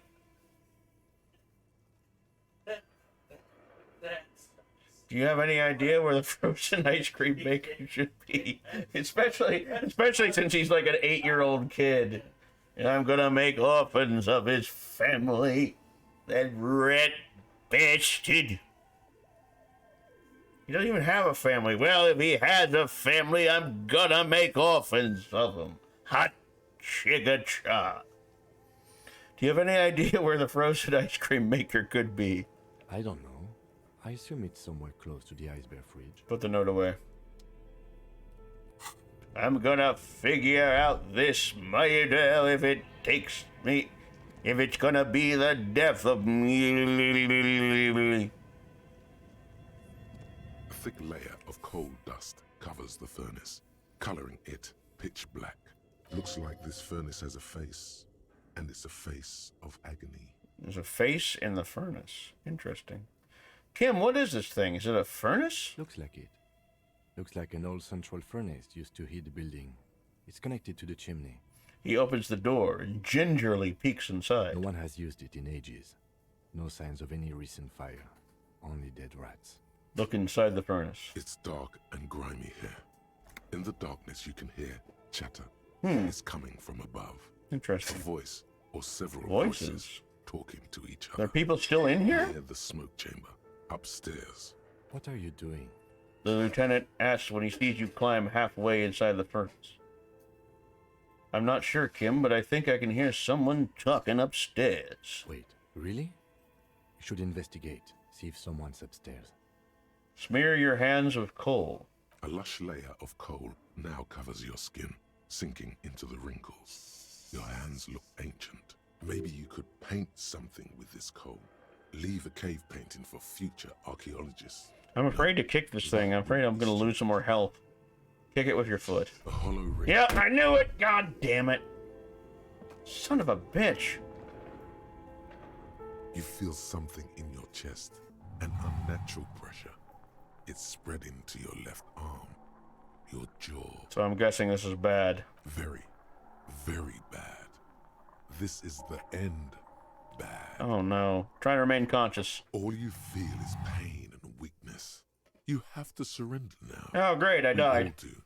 It gets so dark. You don't even see her face.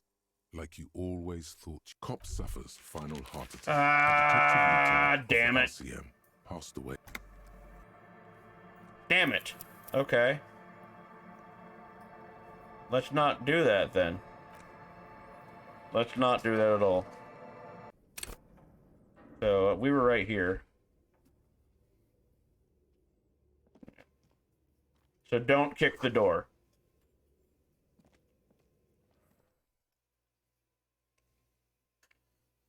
Put points into endurance. Okay. I'll remember that. I knew that was going to happen. As soon as I kicked it's like, kick the door. I'm like, I'm low on health. It's probably going to hurt. So, let's just do this real quick. Alright. Let's just go through this real quick. Real quick, like. You see the words, but the lieutenant doesn't answer. Alright. The lieutenant takes a peek. Of course. Let's take a... The shelves are empty. You pocket the note. A friendly cartoon. Good question. I know. What Alright. is he? The fridge. There we go. Alright, then inventory, interact, and then read the note. Someone has script. You find the filament. Wonder who wrote it. Which is to say, 3. it's like the production. Oh, I'm sure that... Get that experience. I don't know. Put the note away. Okay, cool. Now, we're gonna quick save. Wait, how do you quick save in this game? F5. Okay. I'm thinking it's like Baldur's Gate and you press Q to quick save, but apparently that's not true at all. Wall collapse. It's inaccessible. Let's try this again. A thick layer. Alright. Cam, what is this thing? It's a furnace. Look inside the furnace. What are you doing? Not sure. Really? Smear your hands with coal. Leave. Okay, so we're back where we were. Sorry about dying. I don't know if we can do anything else here. Oh wait, never mind. There's some stuff down here. An ice cream maker, defrosted and unplugged. Ooh, something yellow over here. Flashlight casts a strange shadow. There's a hidden doorway here. Right. There's a few things over here. Frozen ice cream maker that's still running. This orange machine is buzzing like an old submarine. It has a hand-cranked ice cream churner on top and an electric freezer that appears to be frozen shut. Turn the ice cream crank. Turning the crank feels oddly satisfying. Oddly like satisfying. Childhood dreams. In the distance, you hear water dripping. It's all gone now. You'll never become a poet or an entrepreneur. What does that even have to do with anything? What better to assuage the creeping sense of failure than some frozen fat and sugar? Crack open the lid. The ice Nope. squeaks beneath the pry bar. You think you've got the bar jammed in there pretty well, but the lid simply won't budge. What is this? You see the pry bar's metal handle bending right before your very eyes. Yeah, well, that's a good pry bar. I'm not criticizing it, but this ice cream maker is frozen shut. It takes an advanced tool to get it open. Advanced? Where do we get one? I have no idea, officer. This ice cream maker isn't important enough to requisition a special... I'll come back to you later, ice cream maker. That's the last thing I do. Let's see here. Money. Oh, I need that. There we go. Got some health back. Thank you. Now, what's this? 2 cables are plugged into the breaker box. Uh-oh. The red one leads to the ice bear fridge, and the black one to the ice cream maker. Oh, we're just unplugging. An electric sizzle. The room is slightly quieter. Something close to you dies with a soft electric purr. Why did you do that? Because it's black, the color of immeasurable cosmos. The lieutenant raises his brows. but doesn't say anything. Oh, hold on. Let's just look.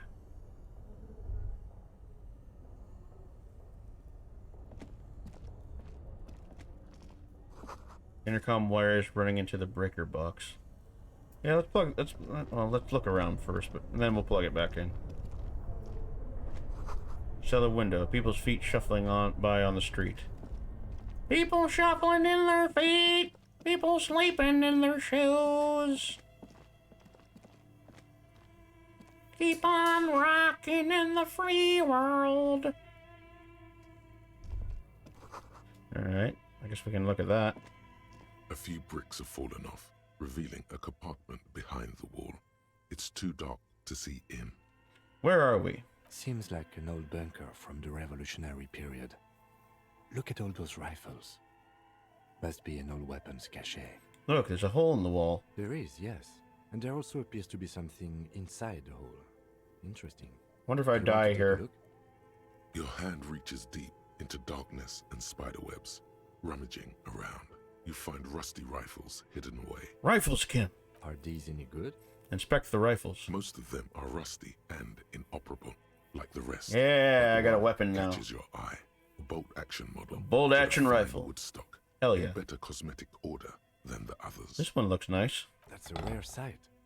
Seems to no longer be functional, but still a beautiful thing in its own way. What does this mean, a rifle here? It means there are firearms, albeit inoperable, still lying around in Martinez. It's an interesting coincidence, I would say. Might come in useful in the future. He likes this find. Is that everything here? I think that's everything here. A few bricks of Yeah, okay. So we got a rifle now. Excellent. Excellent. Definitely need that. I mean, there's not really any combat. It's just, you know, in case I do come into some sort of, like, physical confrontation, I can just be like, I'm a cop, shoot first, never ask questions. So, I think we're done here. So, we're going to go down this way. It's a fascinating little area, though. I feel like there's going to be a lot of that, like, just searching and exploring before I even do, like, the main quest. Oh, we're back out here now. Okay. Well, I guess I can put away the... I guess I can put away my flashlight. Right? Yeah, there we go. Yeah, there we go.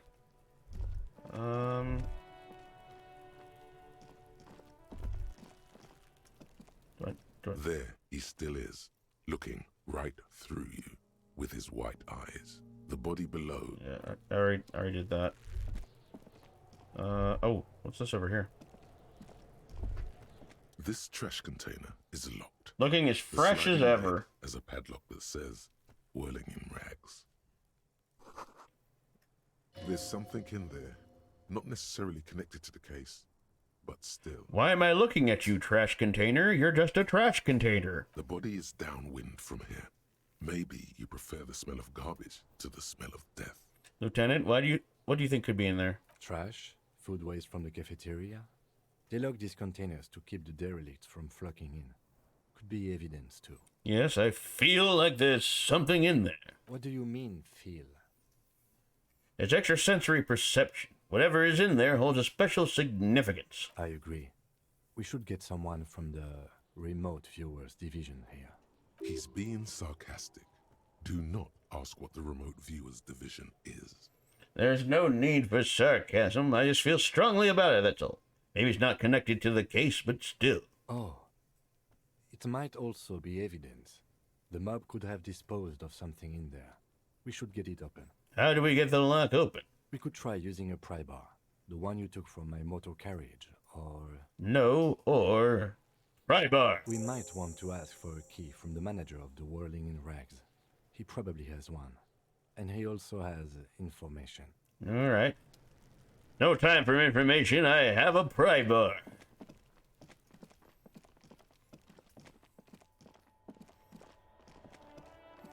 So let's review. We've gotten absolutely nothing, no leads or anything. We've gone into an abandoned building where somebody made an old RPG And I have a flashlight and a pry bar. Can I help you? Is that trash container out back yours? Mine? No, it belongs to the Whirling in Rags. Thank you for clearing that up. Why do you keep the container locked? Why? To keep the hobos and drunks out. That's why. And the neighbors too. They put their trash there and they don't pay for the garbage company. I thought as much. And are you the only party with access to the trash container? Well, yes. Us and the garbage disposal company. It seems a little callous, doesn't it?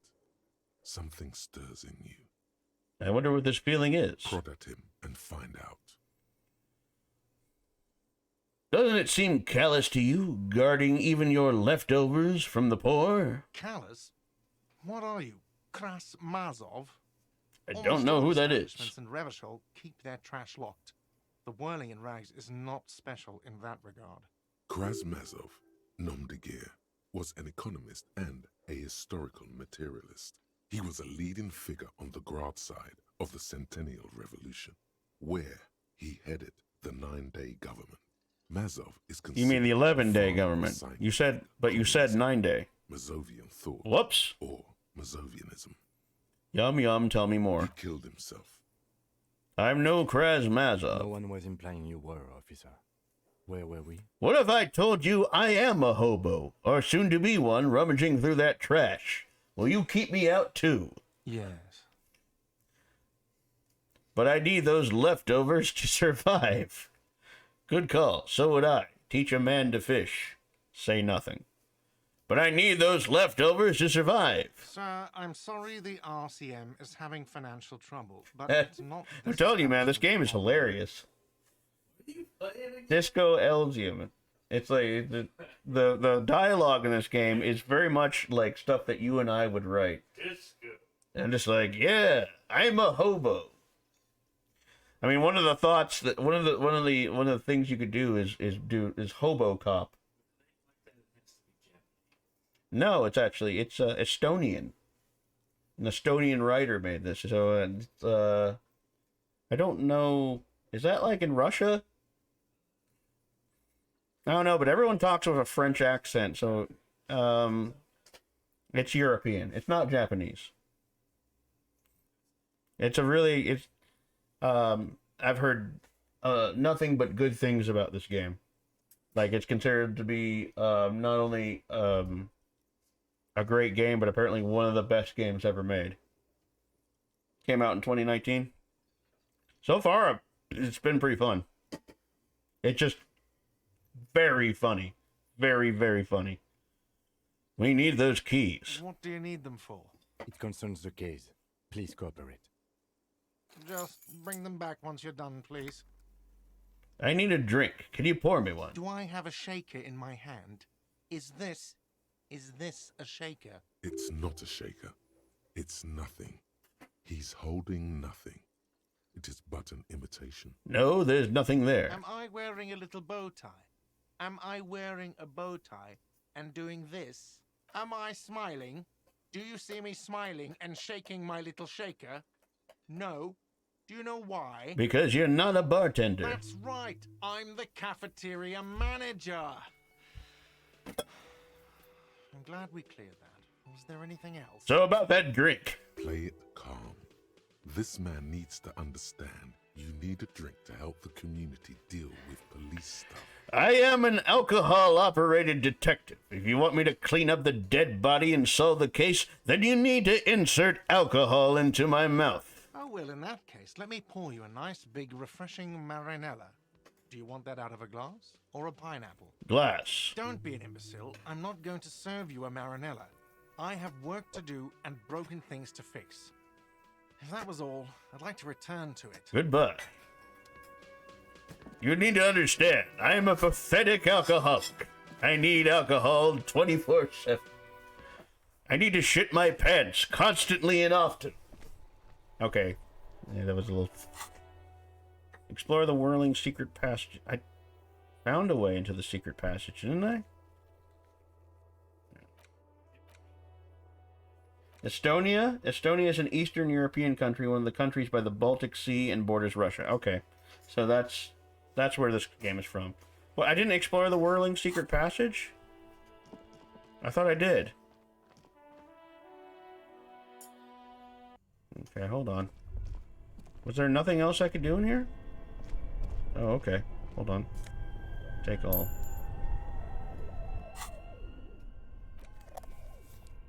Okay.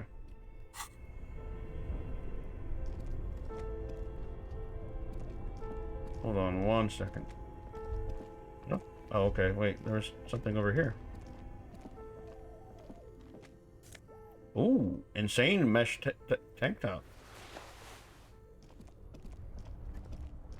So ground attack. You played this game, right? You've probably gone through here. Is there anything else that I should do here? Is there anything else I'm missing? Oh, hold on. It howls in from the cute pole chute above.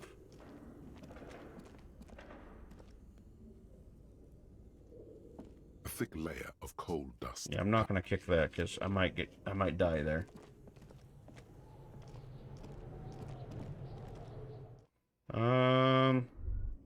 I don't think. I think that's it.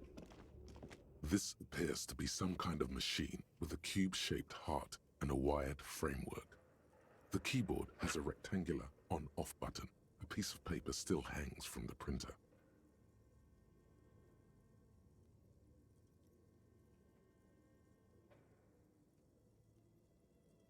Okay, I see what's going on. Sorry, y'all. Hold on. I have been through here, yes. I think there are more things to do, but I don't know if some of it is time-gated or unlocked by other happenings in the game. Okay. The radio computer. Just sitting here without anyone inside. Turn on the machine. The machine lights up like some prehistoric animal stirring from its slumber, revealing fluorescent play and print keys on the keyboard. The hatch on the machine's central compartment is wide open. There's weird music going on here. Look inside the compartment. It's empty, like a beehive without its brood. Some cables have been left dangling, disconnected. The filament you have would fit perfectly inside the compartment. Insert the production schedule. Like a smooth draw, the filament slides into place. On the keyboard, the play key starts blinking. Press play. A bar of fabric right above the keyboard starts producing a soft hum. The sound of static seeps through the machine's planar magnetic driver.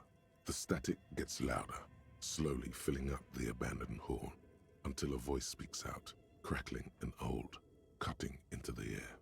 Good afternoon. Fortress accident en rue de Saint-Ghislaine. This is East Insulindian Repeater Station 1. Please repeat. Is this the production schedule? What's the production schedule? The filament you have inserted into the reader. You mean that glowing thing I put inside? Yes.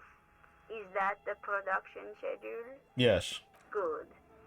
Please repeat the password. Password? Of course it would have a password. That's why there's a human administrator involved. A password? I'm really bad at passwords. Can you give me a hint? No.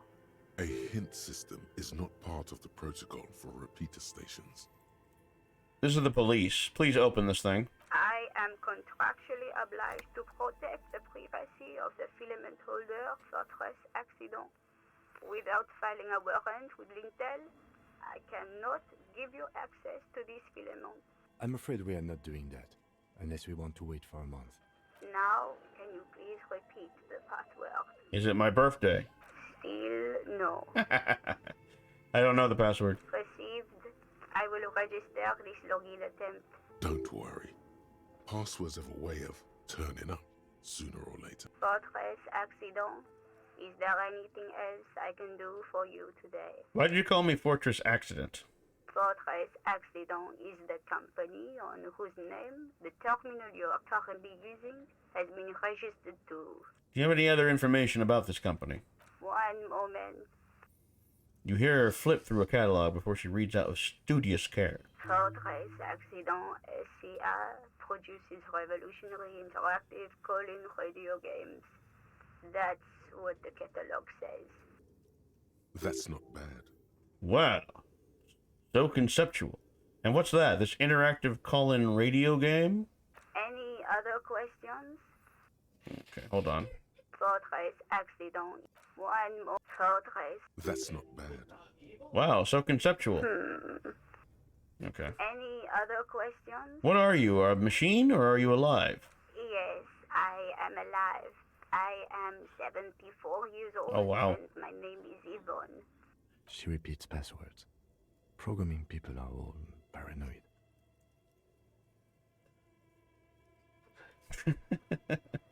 Okay, but where are you? How did you know where I am? I work as a repeater at the East Insulindian repeater station. Retirement? I think My not. job I to was know gonna where say, you are, 74, woman. Give it a rest. As for me, well, I am sitting in my cubicle, surrounded by a wall of radios. Now, please tell me if there's anything Yeah, that's all else. for now. Thank you, and goodbye. Tiles on the cube are still smoldering, casting the framework in a soft glow. Fluorescent play and print keys shine. Spray Nothing print. happens. Nothing happens. Okay, cool. Oh, I should probably talk to, I should probably talk to my boy. Okay. What do you think is going on with that computer, chalkboard, and fireplace? It looks like an undercover counterintelligence program. No, that's not it. I think it looks like one of those popular pen and paper role-playing games. Only these people were trying to automate it, make it work on radio computers. Utter madness, he thinks, as a compliment. How are they planning to do that? Through call-in stations. None of the players have to be physically present. Anyone in the world can participate in the game, as long as they have a tool. That's a really crazy way of playing D&D. Then there's the game master frequency that listens in on the smaller call-in stations. I think that was supposed to coordinate the stories, functioning as a master of ceremonies of sorts. His fascination has swept aside other concerns for the moment. He's a little hooked. Has anyone ever done this before? Not to my knowledge. They make automated games in Graz, Messina, Königstein. You know, places with industry. Not in Revachol West, among the ruins. But I don't think anyone has attempted to create an interisolary game before. We just don't have the technology. And this was a role-playing game. Indeed. Those Welkins are a dead giveaway. Role-playing people love that stuff. The world looks like a modified version of the WeWorld board game, with hit death thrown in. Super cool. Super Someone cool. should give them millions of real immediately. This game is too good to be left unfinished. What do you think happened to the company? No idea. They stopped filling out the schedule on the chalkboard. Wow. Indeed, it's ambitious and untethered from reality, but... They were insane if they thought they could do this. Yes, especially in here. Lieutenant looks around the derelict room. The pipes howl and a rat crosses the floor in front of your feet. Okay, let's keep moving. Okay. Well, I don't think there's anything else I can do. Well, hold on. Aha! A whole nother floor. An iron safety curtain curves. I didn't the realize front we were eyes, not done with this area. Folded like a bellows. It covers half the room, blocking the way into a colossal industrial chimney. This is directly above the central furnace in the cellar. The voices probably came from here. Knock on it. What an odd thing to do. Nothing happens. Knock on it harder. Still nothing. No one's home. Knock even harder. Those curtains prove to be surprisingly sturdy. Your fist hurts now. There must be another way to wake up whoever is in there. Maybe we should ask the lady in the bookstore. Well, she didn't really want us back here, so probably not. So, hold on a second. Yeah, autosave. Postcard. Yes. And then that. I mean, she obviously didn't want us in there. Clothes. Chain mesh tank top. One physical instrument. Yeah, okay. Let's put that on. Items. Ampoule of ammonia. No. Interact. Okay. I just want to wave that rifle in her face. Yeah, that works. Start talking! Yeah, let's go back. I don't even know how to get back. Okay, yeah, here we go. Was there wasn't anything else in here, I think. Yeah. We'll just go back this way.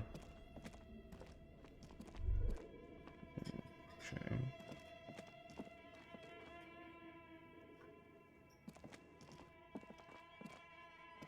Okay. There we go. Oh, shit. No sane person would ever put their head into such machine. I suppose I can put the, I can put that away now. I think she'll probably refuse to talk to us now. You broke down the back door, the wards, the door. It's all gone now. Hello, hello, how's it going? Hey, Beta Dungeons, I'm doing good. I am solving a mystery. And I'm using a 1940s voice for a detective. I'm an alcoholic detective in a French Estonian world. Doing a little disco. Sometimes it's necessary to resort to extreme measures. I suppose it's all over now. I guess there's no escape. What are you talking about? It's just a door. Just a door? This place is cursed, detective. They don't call it the doomed commercial area for nothing. Just look at the sheer amount of companies that have failed in this house. I hope you're happy now. Happy that you've ruined everything. Now that you've broken the door, the curse is... Yeah, I don't think she's going to talk to us.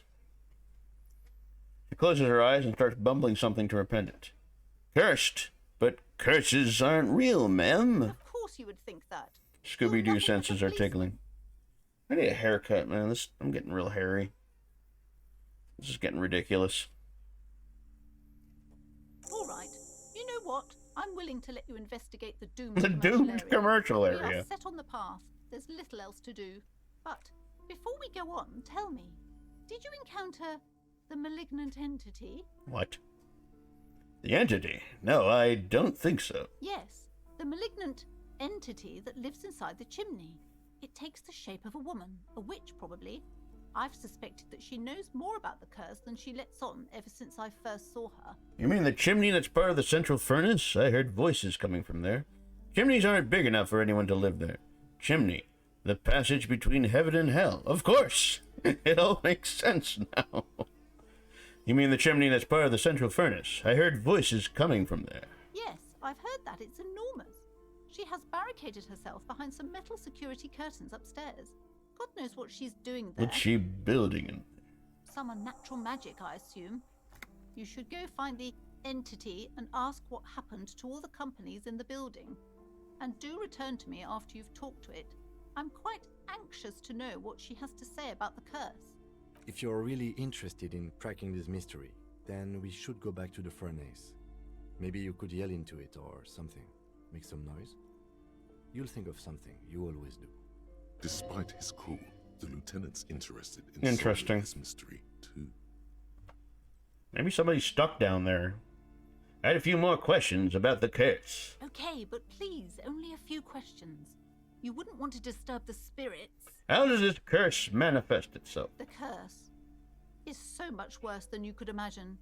It's a disease, eating at the very foundation. A shiver runs through the woman as she looks around the dimly lit store. It's the curse of financial distress, of ruin and bankruptcy. It's the curse of communism. Didn't that curtain just move?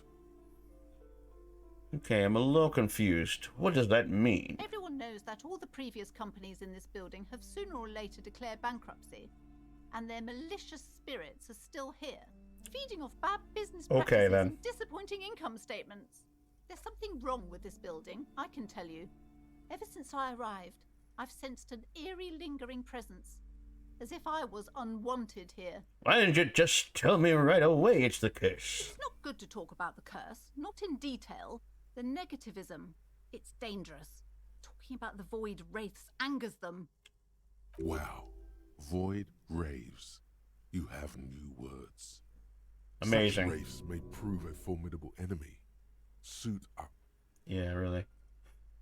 Have you sought help from anyone? Yes. I've contacted numerous parapsychologists, and even a pair of Simonese mediators. They provided me with the wards. She nods at the strange cage-like trinket on the curtains. The wards help to keep the doom at bay and protect us against the darkness that lies further in the building, even though now I fear... Have you sought help from the asylum? True. Is your pendant part of the wards as well? Oh, this? No, it's a special Himian amulet, blessed by desert pygmy shamans. Oh, with a spell so, of compulsion. nonsense. It's to compel people to buy books. There are numerous spells cast throughout the store. I had the books anointed with a different inducement spell, for example. What is even happening? It's guaranteed to boost sales 15%. Desert pygmy shamans. That sounds like a rather questionable way to describe a group of people. Well, what about the wards on the back door? Are those Seminese as well? Yes, the Simonese are very crafty, and their wards are extremely powerful. Lesser wards simply won't do here. Never mind, I had other questions. The woman before you scans the Alright. So, I think what we need to do before we do that is we need to go to that store and buy some health items. So, I'm going to go do that. If I can find the damn store. Is there a map in this game? Option. Map. Oh, there is. Oh, wow. Okay, so this is a much bigger world than I thought. Okay. So, oh, what's that over there? Goods from the last Friday. I think there was like... I think the store was like over here. Wow, using pygmy magic sounds like a legal means of retaining customers. Yeah, I mean, I wouldn't want to put a curse on my customers. Where was it? It was like, oh yeah, it was over here. Okay. So, go in here. I'll talk to this woman. Is this about the questions again? Does 'Cause Frit... I don't really know anything. Does Fritte have a warehouse in the back of the Whirling in Rags? A warehouse? I don't know. Maybe. I don't really care what Frit does. She looks up from under her brow. Mom, give me something to work with here. Fine. Frit doesn't have a warehouse. Just a little back room here. Okay? Leave. Wasn't there, like, stuff? A small Yeah, here we go. cabinet on the wall is filled. What do these products do? I don't know. I don't really know what Hypnogamma is. No. Okay. Nuzafel Yeah, here we go, here we heals go. +1 health. Dramine heals +3 health. I got Magnesium $9.94. heals +1 morale. Hypnogamma heals +3 morale. I need... Yeah, that's 3 health. My morale is fine. I just need, like... I'm gonna get 1 of these and then 2 of those. Yeah. Yes. Okay, here. I hope Saint Baptiste makes you feel better or something. Actually, I'm gonna buy, like, a bunch of these. Okay, here. Okay, here. And I then hope Saint one of those. Okay, here. I hope Saint Baptiste makes... Okay, cool. And then, do I have enough money for... You see Yeah, I several got the packaged raincoat. raincoats. Sure. I got enough money for the raincoat now. So, clothes. +1 endurance. Boom. I got a raincoat. My man's doing good. We're doing good now. Just 1 health. And another one. Alright, cool. We got 74 cents, but, you know. So be it. I think we'll be more than... I think we're more than prepared for whatever spirit is in the furnace. So, let's go ahead and save. So let's go check this place out. I am thoroughly convinced there's a face right here. In this area. But... could be me. Anyway, yeah, let's go back to this furnace. Oh, yeah, and, get the flashlight again. My man looks good with a raincoat. Let's talk here. A thick layer of coal dust covers the furnace, coloring it pitch black. Okay, yell hello into the furnace. Something Success! breaks loose in you. A mighty bellow echoes throughout the chimney. Yeah, Beta Dungeons. This might be up your alley. It's a isometric RPG. There's really no combat in it though. It's all just kind of talking. But there is some like dice throwing and some RPG elements. But there's a hell of a lot of story here and a hell of a lot of text, and it's this kind of weird Eastern European world that's kind of been ravaged by war a little bit. It's got it was written by an Estonian author. So there is like it feels lived in, basically. Some great music by a band called British Sea Power as well. And just a lot of people been wanting me to play this because I think it's just considered like one of the best games. Yeah, criminal investigation plot. You play a police officer. Basically, it's like a David Lynch movie. There's a hung man in the middle of the town, and you're just trying to solve it. And there's a whole bunch of crazy shit that happens. So it's almost like Blue Velvet. There's just like something. It's just this nice little town, but there's something bubbling under the surface. Is the best way I can describe it. So, pretty neat so far. Hello? Oh. You hear a woman's voice answered. You've awakened the entity. Hello? Are you there? Speak to me. Hello? Did you say anything? I can't hear you. Please come upstairs. There's a safety curtain on the second floor. I'll open it. You hear a low rumble upstairs. The sound of a curtain being pulled aside. Interesting. After you, officer. I'm not kicking that. I'm gonna lose health if I kick that. Alright, well, I guess we'll go to the second floor. Nope, out of my way, dude. M. Thank you. Okay, well. This looks like a job for alcohol cop. Oh. Tray is full of dice. Colorful polyhedral dice. Hundreds of them. The candy dispenser has been repurposed to contain thousands of die. Hello. I'm Nia. A bird-like woman sits on a throne of tools with emerald light shining through her hair. Did you try knocking on my window? I must have missed you. I've been listening to my Milius. She taps on her headphones. So what kind of die are you looking for? Could this be the malicious entity? Perhaps it's wise to go. I don't think it's an entity. I think it's just some woman that's been working in an abandoned place because she's probably poor. She's got a direct view to the backyard. You should interrogate her about the lynching. Hold on. What do you mean by Milius? Yes, a Milius is like a call-in station. You need a two-way radio to access one. That's why I have these. Mostly, they just teach you to swear in different languages. But some of the stations can be quite interesting. I was so absorbed, I must have missed you knocking. You must have confused me with someone else. I haven't knocked on your window. Then how did you get inside? By the south entrance? You know what? It doesn't even matter. What matters is that you're finally here. Let's talk dice. Did you have something specific in mind? Why are you asking me about dice? I'm a novelty dice maker.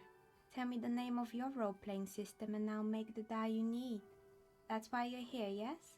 As she speaks, her bone-like fingers fiddle with a ring. Interesting. Her bones light, but her hands strong. Role-playing games? You know the one made by Fortress Accident. Does that count?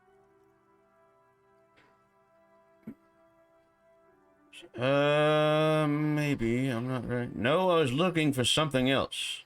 Answers. Answers? How strange. These days people only come to me for dice and role-playing games. I'm not sure how helpful I'll be, but go ahead and ask. The walls around here are covered with rows of precious stones and minerals. It almost looks as if the stones and dice are a natural part of the room, growing out of the shells like stalagmites. No falsehoods are present. She's a novelty dice maker and doesn't have anything to hide. Ask what you need. What do you know about the man who was lynched behind the whirling in rags? Nothing really. I didn't know him. Who cares about the dead body? We might be dealing with a malignant entity here. I don't think it's a ghost, man. I think it's just some dice maker who holed up in an abandoned building. The lieutenant looks at his notebook. Then the woman under the large window. Your window looks directly onto the courtyard. You're saying you didn't see or hear anything unusual last Sunday evening? I'm sorry, Detective, but as you know, I usually have my headphones on when I'm working. It shuts out most of the daily ruckus behind my window. What do you mean by the daily ruckus? Well, there's always something going on in the Whirling's backyard. She stops to try and come up with an example. During daytime, there are usually those kids. And lately, I've been seeing a lot of drunk workers hanging about. Must be because of the strike. She's heard of the murder, but did not see it, sire. But I never saw anyone during that fateful Sunday night, I'm afraid. And you never took your eyes off the work to look out of the window. I might have, but in this case, all I would have seen is my own reflection staring back from the darkness. It's really hard to make anything out in the yard when it's dark outside. Besides, I rarely get up to look out the window when I'm in the zone. Do you often work Sunday nights? It's an odd profession, making dice for people. But I like it, and I prefer doing this to sitting at home. She seems like a very homely kind of woman. I see. Thank you for your answers. She nods.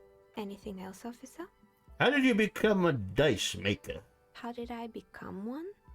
It was a business decision.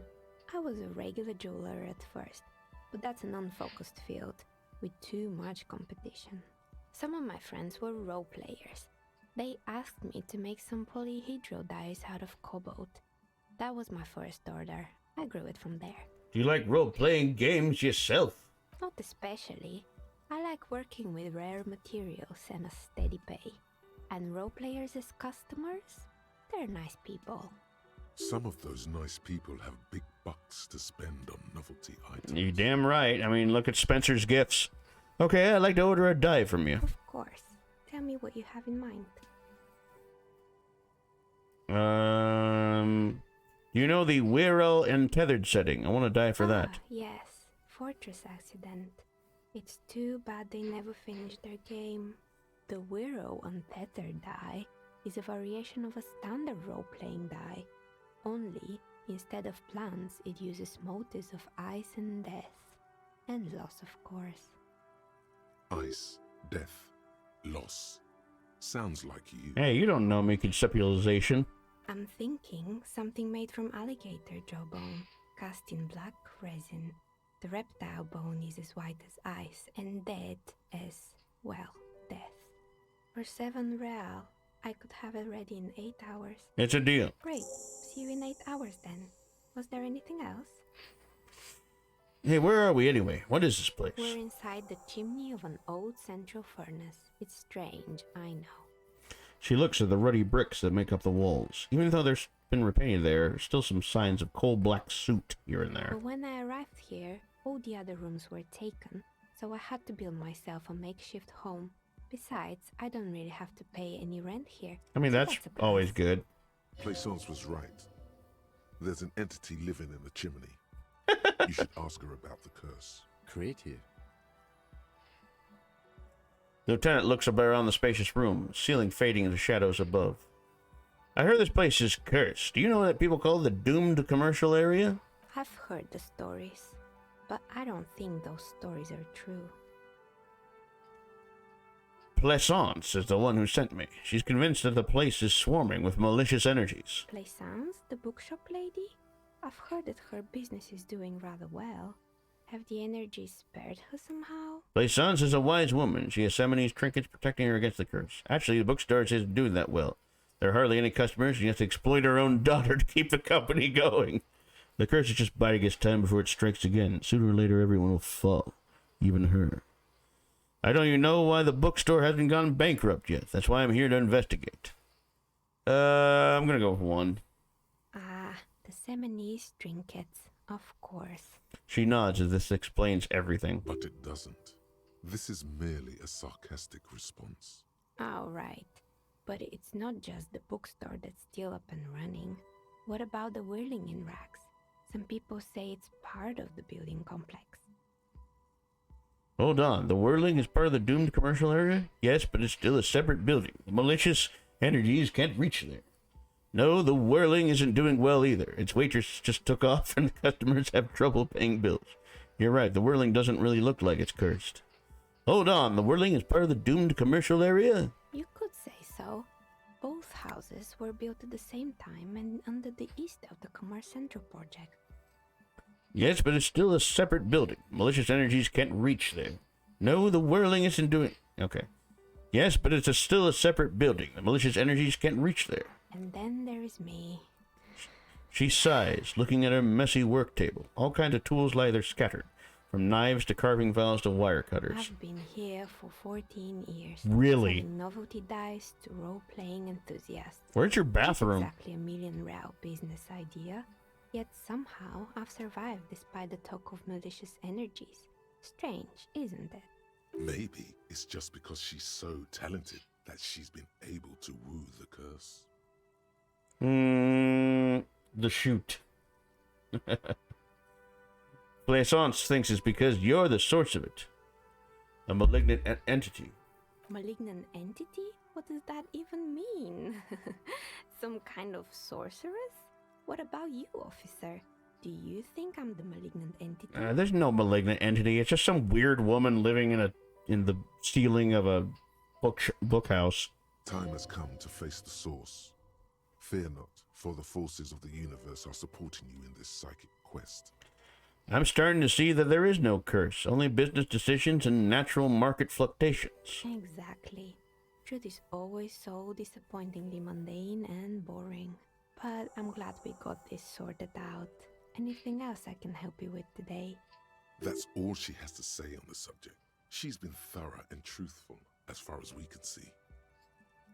Why hasn't her business failed? You feel nothing. If anything, it's uncomfortably warm in here. Start taking off your clothes. You need to connect. Excuse me, what are you doing? The dice maker stares at you while you start to fuss with your pants. Officer.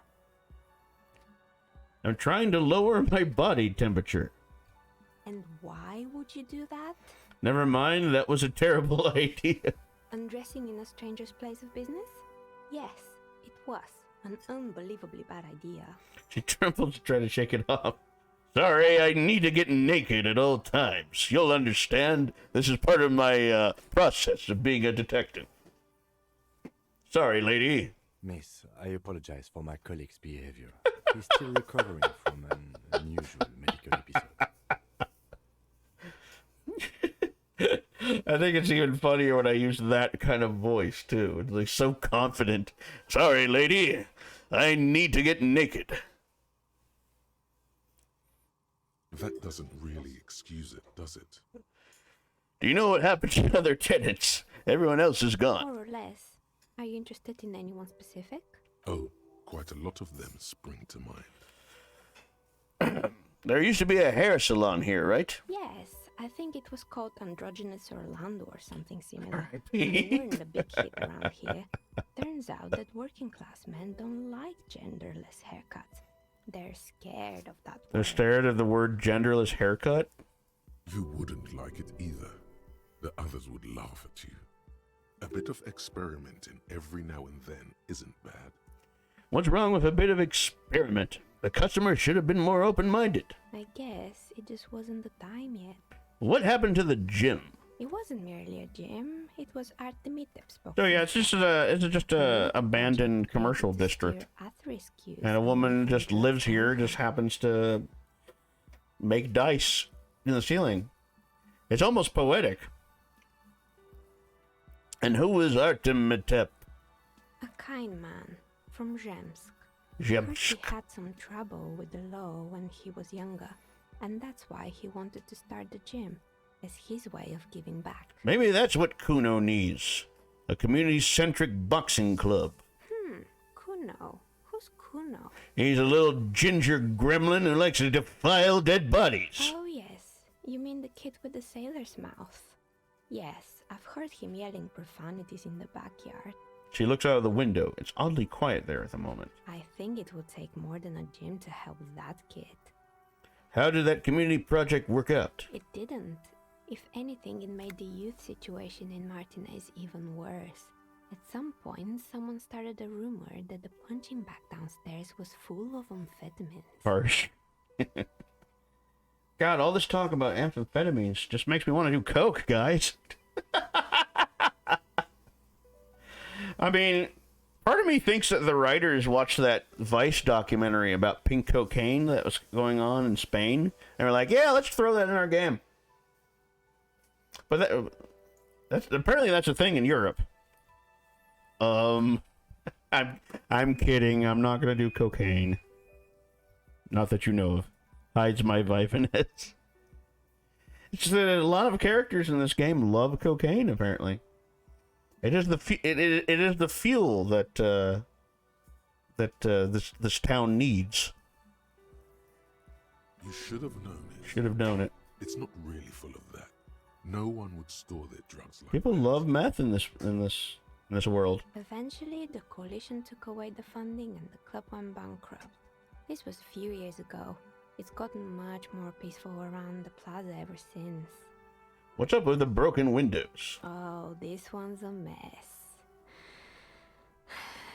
There used to be a company that promised to repair windows 24 hours a day.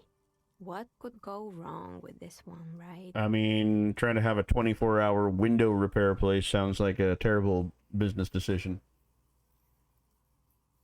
Then again, it's just like that 4 a.m, crash into a window. I mean, yeah. Turns out, the business was actually set up as a front for an illicit We'll get you group that was going. producing snuff. We and never meth. close. Who would have guessed? We repair windows, and that's all we do. What's the snuff milieu? And they never cleaned up the debris either. Now it's just littering the hallway, and I have no idea how to get rid of it on my own. Cool. Very cool about the debris, but what's a snuff milieu? It's a sub-rosa More radio experience. station that broadcasts real murders with real victims. Some people pay good money to get off on it. Ugh. Oh, so it's like a murder podcast. Nothing changes in her tone as she says that, as if it's just another piece of information to lay out for the world. A little commentary on people who like serial murder stuff or serial killer What stuff. does she mean? To get off Get on it. off on it. Some people do, man. Not my thing, but Don't worry, the ICP has a separate division that deals exclusively. don't worry. The with insane clown posse has a separate division. Problem. Good luck with that. It's not easy catching those perpetrators. Did someone here make stuffed animals? I saw mounts laying around. You mean Mr. Fabron, the taxidermist? Ah, taxidermist. No, mostly just did That drugs. explains the bear fridge. But what drugs exactly? I need to know what drugs he was doing for my police report. Yes, not because I'm a drug addict or anything. He got high on some weird taxidermy chemicals. I wouldn't recommend it to anyone. Eventually, they caused him to lose control of his bladder. Oh, wonderful. The smell was awful. Yeah, just non-stop urine. Even you can probably do better than that. I mean, you don't know. I found creepy mannequins. There used to be a fashion atelier here, but I have forgotten the head designer's name. They were doing well for a couple of years, until the insect rights activists came. Insect rights activist. What in the name of... The atelier produced a certain collection that used chitin among the materials. Apparently chitin is made in the Occident, where it's extracted from beetle wings. And you know how all kinds of political movements are big in the Occident. The activists shut down the biggest chitin supplier, which of course caused the price to skyrocket. And, naturally, all the most fashionable tastemakers refused to be seen in chitin from then on. The atelier went bankrupt before they could finish the collection. I'm glad that someone took care of the little guys. I like insects. Really? Anyway, What's with the rotor blades and skis? they were made by a company called Slipstream. After they pivoted from making rotor blades to skis, their chief executive took off on a vacation with all their money. She rests her chin on her hand with an impish smile. Honestly, I think it's quite funny. I think he's still sending out holiday transmissions from Tulula or Tiumotiri or Hashtkor or wherever he is. That's illegal, running off of company's money like that. Why hasn't he been arrested? Sure, it's illegal, but it's not exactly anything extraordinary in business. Yeah, Kitty, Besides, Slipstream is history now. all their remaining assets got seized by the bailiffs in 47. I have no idea why those keys and blades are still lying around. They were just the props. Why return them? I found a strange machine. Fortress Accident, the radio game studio. She closes her eyes as some remnant of a memory lights up her face. They were an interesting bunch. We talked about role-playing systems every now and then. I like the idea of like a radio, like pirate radio Dungeons and Dragons. I think that's really, really cool. They certainly took their work very seriously, even if they seemed to be chronically liberal with their schedules. What do you mean liberal? What happened? The usual. They ran out of money and couldn't get the project done on time. What went wrong? Well, I did hear them talking at times. She looks at the hallway if she can hear them chit-chat behind her curtains on a cigarette break. They seemed to believe they were historical individuals on some grand quest. She sounds almost mocking when she says that. From what I've seen so far, the project did look quite impressive. Yes, but when the money started to run out, they just began to complain a lot about capitalism. You know, how the markets are rigged to keep out new businesses and so on. In the end, they just didn't get it done. They didn't have enough willpower to produce something truly historic, and to show up to work on time. Showing up to work on time is hard. No, scratch that. Showing up to work at all. I don't know, I pull it off. Is difficult, especially if you've been drinking.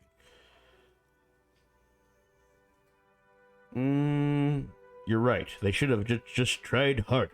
And everything needed to succeed. Still, not everyone. New skill point! That's the nature of the game. Killing it. Killing it in this interrogation game, y'all. The result is 1 on a 20-sided die. The dice is black and filled with little silvery flakes, like snowfall. Anything else? There was a terrifying taxidermied bear in the cellar. Oh boy, the fabled Revachol ICT. You're in for a treat here. She smiles and leans closer, hands on her knees, like a stand-up comedian ready to tell a story. The place was owned by two guys who had some rather innovative ideas about marketing. The bear was one of them.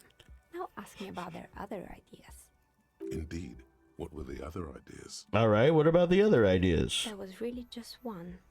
And it involved picking out the prettiest girls in the neighborhood and paying them 20 cents per hour to man the booth. That's piss poor money. And by man the booth, I mean slump behind the counter with a face that could maim you if you ever dared to disturb their bored magazine browsing. Oh, I think I just ran into a woman that was like that. Fritte does the same thing. Exactly. I know a girl just like that. She works in Fritte as a cashier, and she's not particularly friendly. Employing silky teenage girls is a widespread practice, yes. Unfortunately, they always come in packs. I'm talking about acne-ridden girlfriends and gorilla-like boyfriends loitering near the shop. At least that's what happened with Revachol ICT. And they already had the bear. She closes her eyes, as if remembering something painful. What about the bear? The bear. She repeats, pressing thumbs into her temples like trying to suppress a headache. It didn't work out? Of course not. The bear was terrifying. No one wants ice cream guarded by a hostile apex predator. To make matters worse, It's like that Tim and Eric bear cougar skit. The booger! Came out malformed. A terrifying bear cougar! Ice cream came out malformed and partially melted. Ugh. Eventually, Revachol ICT lost the price war to its rival, Class A 5000. Class A 5000 sold caramel sundaes for only 5 cents a piece, out of regular fridges. I killed the bear. You unplugged it. The bear was scary. Every time I saw that bear, I felt scared, like it'd become alive any moment now. The taxidermist who made it said it was his vision beast. He said he met his vision beast. Oh, awesome. High on desiccants. So it was made by a taxidermist who was high on, like, some sort of, like, probably ayahuasca. And just like, I have got just the thing to sell ice cream. A huge, horrifying bear. Yes, this will really bring our customers in. I'm a marketing genius. Sounds cool. Megatherion. Megatherion, a mega wild beast. What's a mega wild beast? It's an imaginary beast that guides you through life by telling you to do more drugs, mostly. Oh, cool. A cocaine bear. A wise and noble beast, guiding you toward the land where the streets are paved with drugs. I don't do drugs. I do drugs. I've got a vision beast myself. I don't have a comment on drugs. I'm gonna go with I do drugs. I've got a vision beast myself. Do you? Well, good luck keeping it under control. Anyway, now More we know the experience. story of the fallen ice cream empire. The fallen ice cream empire. The lore is building, chat. Anything else? I found this Another building's fair business intercom, card. but it's not I've working. been here for a long time. Oh, right. I hope you didn't try to ring me. I think none of those doorbells work. Want to see my vision beast? It has They're only still one in eye. need of Oh, connecting the wires. Sorry about the I, confusion. I hope you're not talking about what I think you're talking about. Yeah, it sticks out. Anyway. The doorbell with the empty name card must belong to her then. So you're telling me the doorbell with the empty name card was yours? That's right. I haven't even written my name there. As I said, it's quite useless right now. It doesn't work yet. I have a few more questions about the building. Sure, I'm listening. I have more questions about the intercom. I'm pretty sure. Oh, okay, it's- yeah. Sure, I'm listening. They had other Good. questions. I hope it clarified things a bit. What else? Leave. Wow, you work hard. He was unzipping earlier, made me think of those lines. I'd like to show you my vision beast by taking off my pants. Man, it's so hot in here. This is what I have to do. I do. Oh, yes. You hustle. You're a provider. It's tough out there, but you keep it real and provide. I guess I do, yeah. Oh, yeah. Like a horse. A workhorse. For hard work. What hard work do I do exactly? Look at yourself. You're a human pedometer. You must have walked 200,000 steps. I down would cracked walk asphalt, 500 mosaic, miles. sand, and linoleum after you re-emerged. That is the sign of a hustler who never gives up. The world is harsh and people are evil. You didn't make it that way, and you won't let it break you. You ride. I fucking ride till I die, bitch. That's just what it's like. Life and death. But you got gills on your side, baby. Got those black papers with the faces of the innocence on them. You bring in the Franco Negros and the Solas. It ain't easy, but you do it. Day in and day out. You didn't make the rules, but you won't lose. You're a cop and a sprinter and a money printer. You could say I took some money from the Manana guy, too. You didn't log that in as a donation either. You don't log any of that shit in. There's a kitty out here, y'all. I guess I made some gills, sure. Sure. And has it been easy? Is life easy? Have you not gone into cardiac arrest? Are you not about to have an anxiety attack or shoot yourself in the mouth? Where are we going with Still this? hustle 24/7, ride or die. Ra-da-da. Now, La-da-da-da-da-da-da-da. are you rich? Am I rich? No, I'm actually not. That's right. You work harder than anyone. You almost rode yourself to the grave, and you're still practically a hobo. Why is that? Because of that Garty guy riding my ass. The system is broken. There's a market for corrupt cops. What a cheerful internal monologue. Yeah, what is going on here? Fucking taxes, man. I don't know. Why am I so poor? The market for corrupt cops out there, but the immigrant cops have price dumped it. Let's try that. Look, the immigrants are cool. The immigrants play cool music. Everyone likes them, especially the women. That was kind of Don't hate racist. the immigrants. They've got nothing to do with you living under a boat. The system is broken. Boo-hoo. The system is broken. The establishment is keeping me down. That's not the fuck yeah attitude you're used to. What is this? Why are you so poor? because of that Garky guy right in my ass. The Gart man has set himself up one of those self-replicating money structures. You should learn from it. Don't play the victim. Think hustler. Think with your head. Fucking taxes, man. That's right. 100%. Fucking G-Man's got his jam-covered sticky fingers in your pocket, stealing from you every time you buy, sell, walk, talk, fart, so much as sneeze. Aren't taxes almost non-existent in the Gotham estate that is Revachol? I thought there were no taxes. Really? Every time I sneeze? I thought there were no taxes. You and I both, but they got those indirect modes of taxation. Sales tax, excise duty, extraction tax. This tax that doesn't even have a name. Plus, there's the stuff people in other countries pay for that makes them ask for more money from you here. The Gotham estate's a myth. In total, the coalition government is taking 98% of all your money. No fucking way. I guess I'm a free market fundamentalist now, opt-in. Are you sure? That seems like a pretty big number. This isn't helping me solve my money problem, it's only making me into a free market type. I don't think there's really any wrong answer. This isn't helping me solve my money problem, it's only making me into a free market type. What are you, a racist? Don't be a racist. Be a cool immigrant, ultra-liberal free market advocate. Ride on. I'm not a racist. Keep it street. Racist would be like against someone's skin, not because of somebody's market type. Well, if not, being an ultra-liberal makes me a racist, then I guess I should be an ultra-liberal. Here you go, hustler. Fight the righteous fight. Ah, a new thought. Keep it real. Keep it street. Keep it real! Foaming at the mouth furiously on the tax issue. Okay, cool. So what does that do exactly? Indirect modes of taxation. -2 empathy. Cold-blooded. First, if you have a side bitch ideology cooking somewhere, don't sweat it. Fighting indirect taxation from the Gossamer Street is compatible with all creeds. It's cool like that. You're a cool anarchist now, unless you don't want to be an anarchist. Whatever.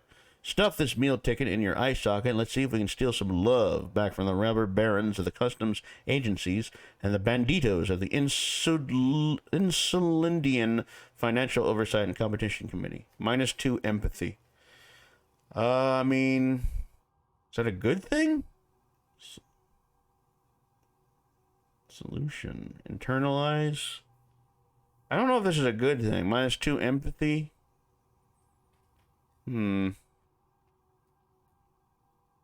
Sure. But +1 pain threshold. The minus is just temporary. Okay, well that's fine. Ooh, THC. Okay, so that we leveled up. So we got 3 points now. So let's see here. Hand-eye coordination, ready, aim and fire. Reaction speed, the quickest to react. Pain threshold, empathy. Understand others, work your mirror neutrons. Oh, okay. I don't want to do that. That's what I'm really low on, though. Maybe I should level that up because I'm really low on empathy. I'm really low on savoir-faire. I don't think that's important, though. Logic. Wield raw intellectual power to deduce the world. I'm really good at intellect, though. Motorics I'm low on. So maybe I should, like, master machines, pick locks and pockets. Yes, so we're going to do that. Let's level that up. Okay. Yes. There we go. Okay, I think we're done here. So, that's a lot to take in. But I think we solved this little problem. Pick up dice from the dice area. Investigate doomed. Report back. Okay, yeah. We're just about done with this, yeah, we're just about done with this, this quest. There's so many things we haven't even, like, barely started on. We still need to get a password for that at some point. This is the wrong room. So it's not really an evil. It's not really. How do we even get out of here? Okay, yeah, there we go. Yeah, all right. I've kind of figured there wasn't like an evil spirit in a fucking hallway. It was just like some weird woman. You know, the lady in the radiator, if you will. Oh. Yeah, well, let's talk to her now. What have you found? Hold on. Let me get rid of my flashlight. I don't mean to shine it in your eyes, ma'am. Okay. Alrighty. Yes. What have you found? And also, do buy the books. There may be teachings in them. I talked to the entity you told me about. Her name is Niha, and she's a novelty dice maker. A novelty dice maker? Well, spit it out. Why does she need the dice? For some kind of sorcery? Sometimes they use the ankle bones of sheep. She's not a sorceress or some malicious entity. She's a businesswoman like you. I don't understand. If it's not her, then where is the source of the doom? How did she explain the curse? Before you say anything, ask yourself, is the woman really able to withstand the truth? Ooh. The narrative she's built herself, it does need tyranny. Yeah, I think she just needs a cold dose of reality. Just don't say you don't have any answer yet. The uncertainty is killing her. To hell with it. Perchance you ought to just lie, sire.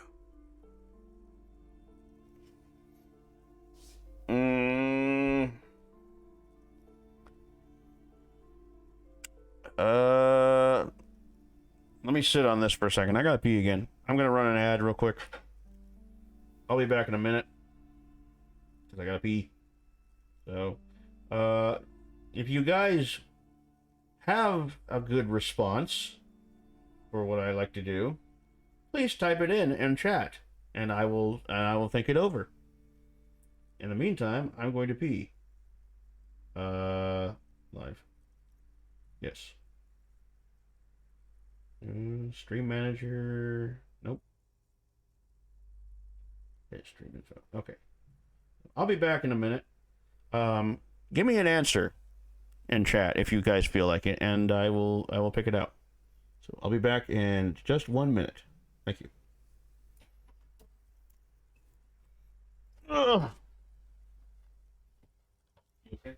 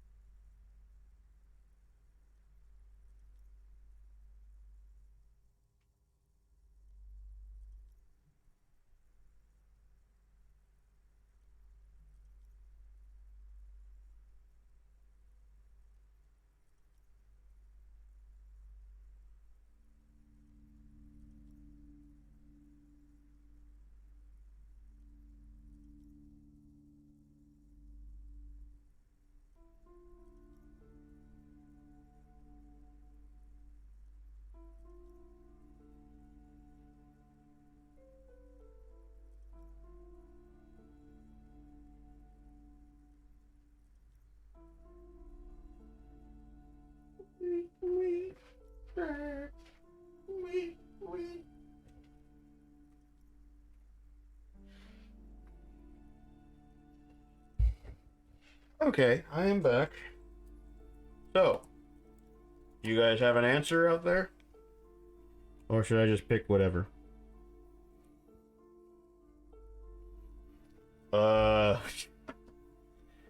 Just pick whatever. I'll take that as a no, we don't have an answer. I should probably just go with the truth. She said there's no curse because there are too many inconsistencies. Too many inconsistencies? What kind of talk is that? The woman scoffs at you with an audible snort. Good luck persuading her. Some people can rationalize anything. As I said, she's a novelty dice maker. Her business has been up and running for a long time now. Yes, because her business consists of the psychic leech that's been feeding the curse. Red blotches appear on her skin. I see that you've fallen for her manipulation, Detective. The investigation is over. I just hope that you haven't made anything worse by going in there. Thank you for nothing. Please, do buy some books, or be on your way. Damn. Wow. Total psychic collapse between you two right now. There was never any other way this could have gone. Yeah, She's this woman's too just far gone psychotic. into her own mind. I am sorry we had to disappoint you, ma'am. Maybe hold on. Quick save backup, auto save, Doom commercial. Yeah, let's try that again. I'm gonna try that again.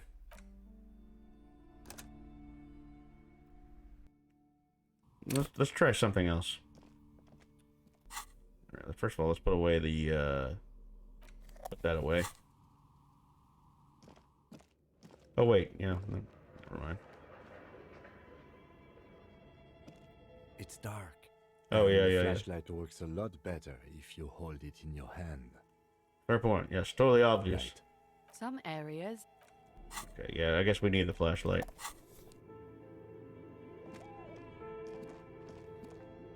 Oops. Yeah. All right, let's get out of here.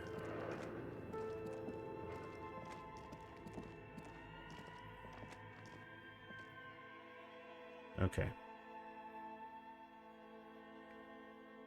Game. Oh. Okay. Second there, I thought we crashed. All right, let's talk to this woman and see if we can. What have you found? All right. Novelty dice making. Yeah. I don't understand. Yeah. Before you say the narrative, just don't say you know. To hell with it. Perchance you ought to just lie, sire. Honestly, I don't have an answer yet. There still leads to be followed, like that strange radio computer thing. You're telling me that you went in there and didn't find out anything about the curse? Of course. I should have known better than to put my hopes on a man like you. You're no Simonese ghost whisperer. You're an alcoholic. The investigation's over. I don't want you going in there anymore. You're only angering the psychic weather in here. Now if... Wow. Yeah. I am sorry we had to disappoint. What if I lie? I'm gonna lie. I'm just gonna lie to her. Maybe she gives me something.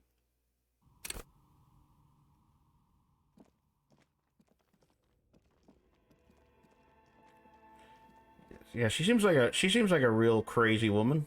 Maybe she'll just believe some weird lie I had. It's like, yeah, there was a demon in the cupboard.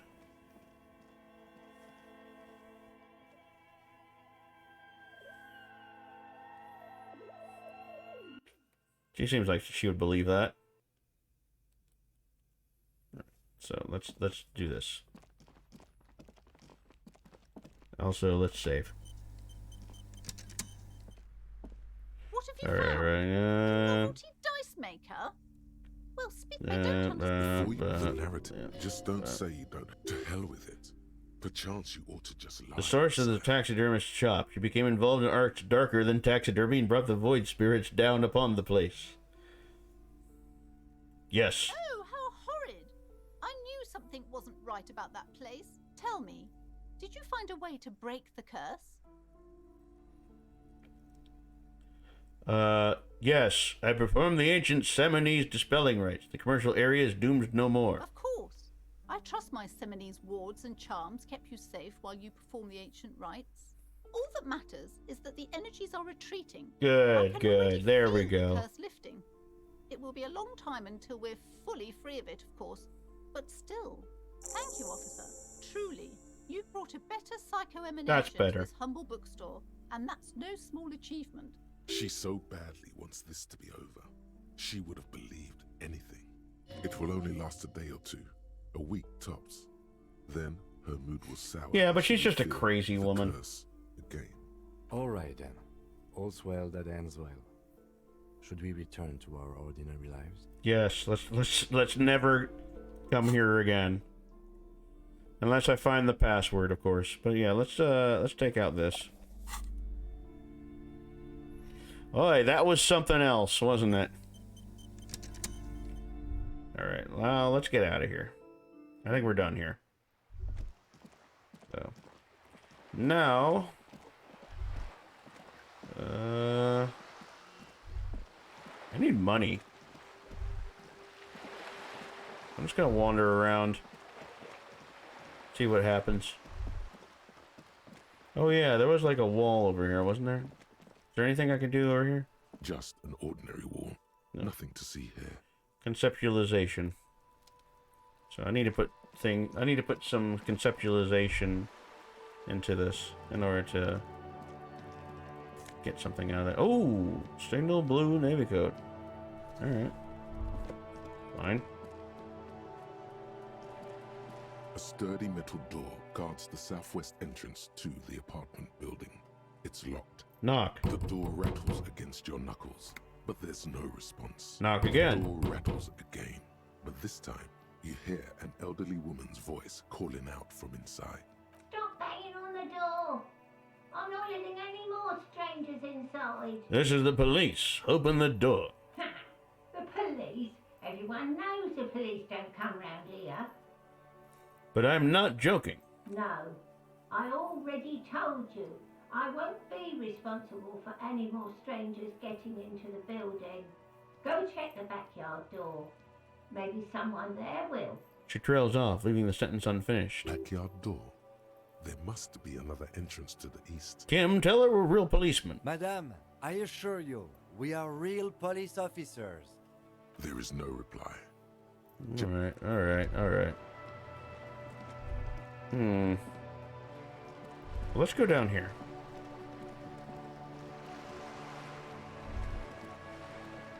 What's this? Yeah, we definitely need some healing item. Belly of this boat shines like it was recently painted. Docking reserved for residents of big words. Your room in the whirling is much bigger than the sloop. This is worth more than you'll ever earn in all your life. Boy, that's inspiring. A striking woman leans against the cabin top of her sailing boat, smiling as you approach. Her green raincoat glistens with droplets. A silk scarf is tied around her throat. Good afternoon, officers. I'm Joyce. She extends her hand in greeting. Joyce L. Messier. I represent the board of Wild Pines, the owners of the harbour.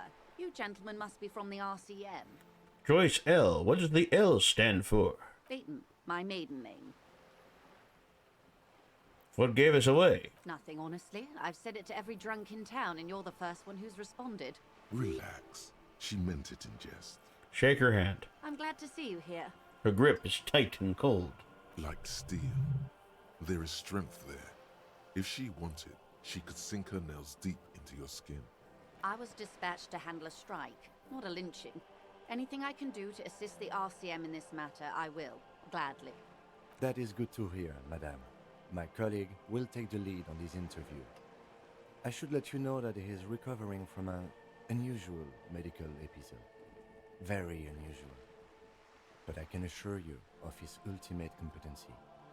How interesting. I wish you a swift recovery. In the meanwhile, you have my full cooperation, and the full cooperation of the Wild Pines group. You're on a boat. Why, yes I am. Not a lot of people on boats, are there? Of course there are. We're on an archipelago. How else are you supposed to get around? Wait, we're on an archipelago? Yes, we are. We are on Le Caillou. Caillou? I thought we were in Revachol. We are. And the city of Revachol is on the island of Le Caillou. Still, I haven't seen anyone else sail a boat around here. I haven't seen anyone else drive a souped-up Capri Kenema motor carriage either. Actually, that motor carriage has been specially issued to serve as a patrol and pursuit vehicle. It's for crossing long distances in the greater Revachol industrial harbor. It's not a toy. Neither is this. A toy, I mean. It's a machine for crossing long distances in the Bay of Revachol, between the city and the islands. You need to make this lady admit she's only riding around on this boat because she's rich. Yes, I do. Before you do, it would be pertinent to ask other questions. Gather more info on this boat of hers. Do you have a license for this boat? Officer, I assure you I'm a highly qualified pleasure craft operator. The crowns of her teeth are porcelain. white as the boat's hull as she smiles. Qualified pleasure craft operator. So charming. Where's the damn license? Can I see your license? I just renewed its safety inspection last month, officers. It is completely seaworthy. In fact, it's taken part in not one, but two Insulindic regattas. Even finished once. Yeah, what happened the other time? The other time, I would have finished the race were it not for an urgent work matter, much like the one I'm on now. I still need to see a license, ma'am. Actually, you don't. What do you mean? The Wayfarer Act specifically denies the RCM the authority to demand anyone's operator license. It's a little known fact among us law officials. Wait, exactly how little known is this fact? I was just being polite. Even school children know the Wayfarer Act. Okay, forget the stupid Wayfarer Act. I had another question. About the boat? Let's talk about the economics of this boat you're on. Oh my, the E word. You mean to say that it's a symbol of conspicuous consumption? That I'm a member of the ruling class? Yes, exactly. Detective, may I remind you that Mrs. Messier is a professional negotiator. He doesn't look like he thinks you'll best her in single combat. Then what does that say? Does it say docking reserved for residents of Rue de Saint-Ghislain, 33A? 33A? This old proletarian haunt here? As I said, plenty of people drive boats, of all social strata. Fire back quick. Your synapses flesh. Nice. This house was built before the revolution. Okay, it is anti-centennial. She looks at the building looming overhead. The people who live there now lead a different lifestyle, if you know what I mean. I assure you, they drove quite a hard bargain for this space. But you're right. I am a bourgeois woman, and this is my fast, lightweight, Haha, I knew you were bourgeois rich. boat. Hot on the case. Not anywhere close to solving the murder, but I knew she was rich. Does she have a name? The boat? No. It is called Cordelati 19, because that's the type of sloop it is. Okay, but what kind of boat is it? It's a pleasure craft, a 19 pacer. It also happens to be rated for Category 1 racing. I like that emote. Though these days I mainly use it for business. How do you like it? My sloop? I like it a lot. It's the eel's hips, baby. Don't ever say that again. I'm enjoying this part of the interview. It has so little to do with the murder we're investigating. I think I have a handle on the boat thing. Good. Tell me about Wild Pines. What do you do? What we do? I'm afraid I don't speak for Wild Pines as a whole. It's a giant undertaking. There was a touch of discomfort there. She wants to merely represent. So what do they do? The Pines' core competency is logistics. Container shipping, freight, that sort of thing. See those airships there, blinking? Those are the shipping side of things. And that is the terminal. Another subdivision deals with energy, oil and gas exploration, offshore platforms. The Wild Pines Group is one of the original Revacholian Indo-tribes. Companies awarded royal monopolies by the king, the suzerain himself, centuries ago. The king is long gone, but several of the Indo-tribes remain. Who are the other Indo-tribes? Saint-Baptiste, Elysium, an unknown entity known as Brightest Star. You're in good company, it seems. Why, thank you.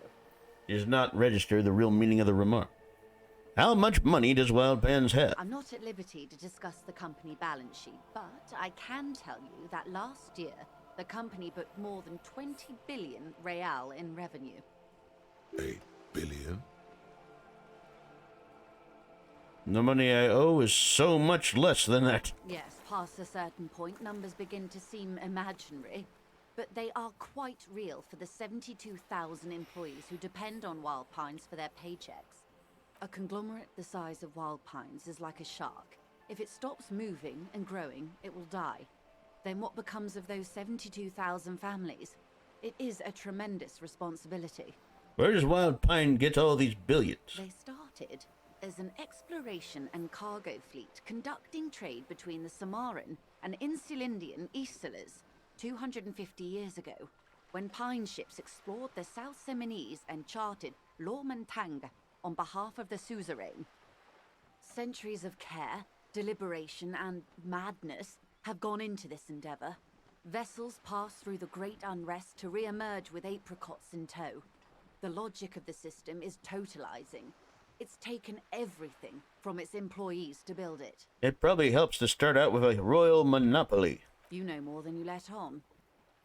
Certainly it helped, but most of the original Indo tribes have failed or been absorbed. To survive, Wild Pines had to grow and adapt. No suzerain did that. What does such a huge system want with a place like this? You mean aside from being the terminal's legal owners, who are responsible for moving 8% of the world's cargo? 8% of all cargo in the world. That's quite the endeavor indeed. There are no minor cogs in the system. Yep, got a thought. Each terminal must be accounted for, lest the entire system break. Every hiccup in such a system means thousands lose their jobs, the world over. I'm here to assure that doesn't happen. With your help, hopefully, says her warm tone. What can you tell me about this strike? Everything. Right up to, but not including, trade secrets. Wait, what if I want to hear about trade secrets? First, you'd have to repeal the Emergencies Act of Trade and Aliments. That gives me the right to silence. It's quite the octopus. Wouldn't want to disturb an octopus. Better let it be. I am glad you see it that way. To repeal the act would That's mean one repealing dangerous the octopus. coalition government. I've the been the one case. that leases you the right to police West Revachol. You're under arrest! You'd be shooting yourself in the foot, in other words. Leave it alone. But I am derailing us. You wanted to know about the strike. What is your role in this precisely? I believe the official title is Senior Labor Negotiator. In practice, I'm a grocery clerk. I relay the union's demands to Wild Pines and return with Wild Pines' counteroffer. And how are the talks going? They're not. That's the problem. The union stopped all negotiations a week ago, after that awful lynching took place. Now they won't even let me into the harbor. There's a 2-meter 20 racist behemoth blocking the gates. Oh yeah, that guy. Tell me more about this behemoth.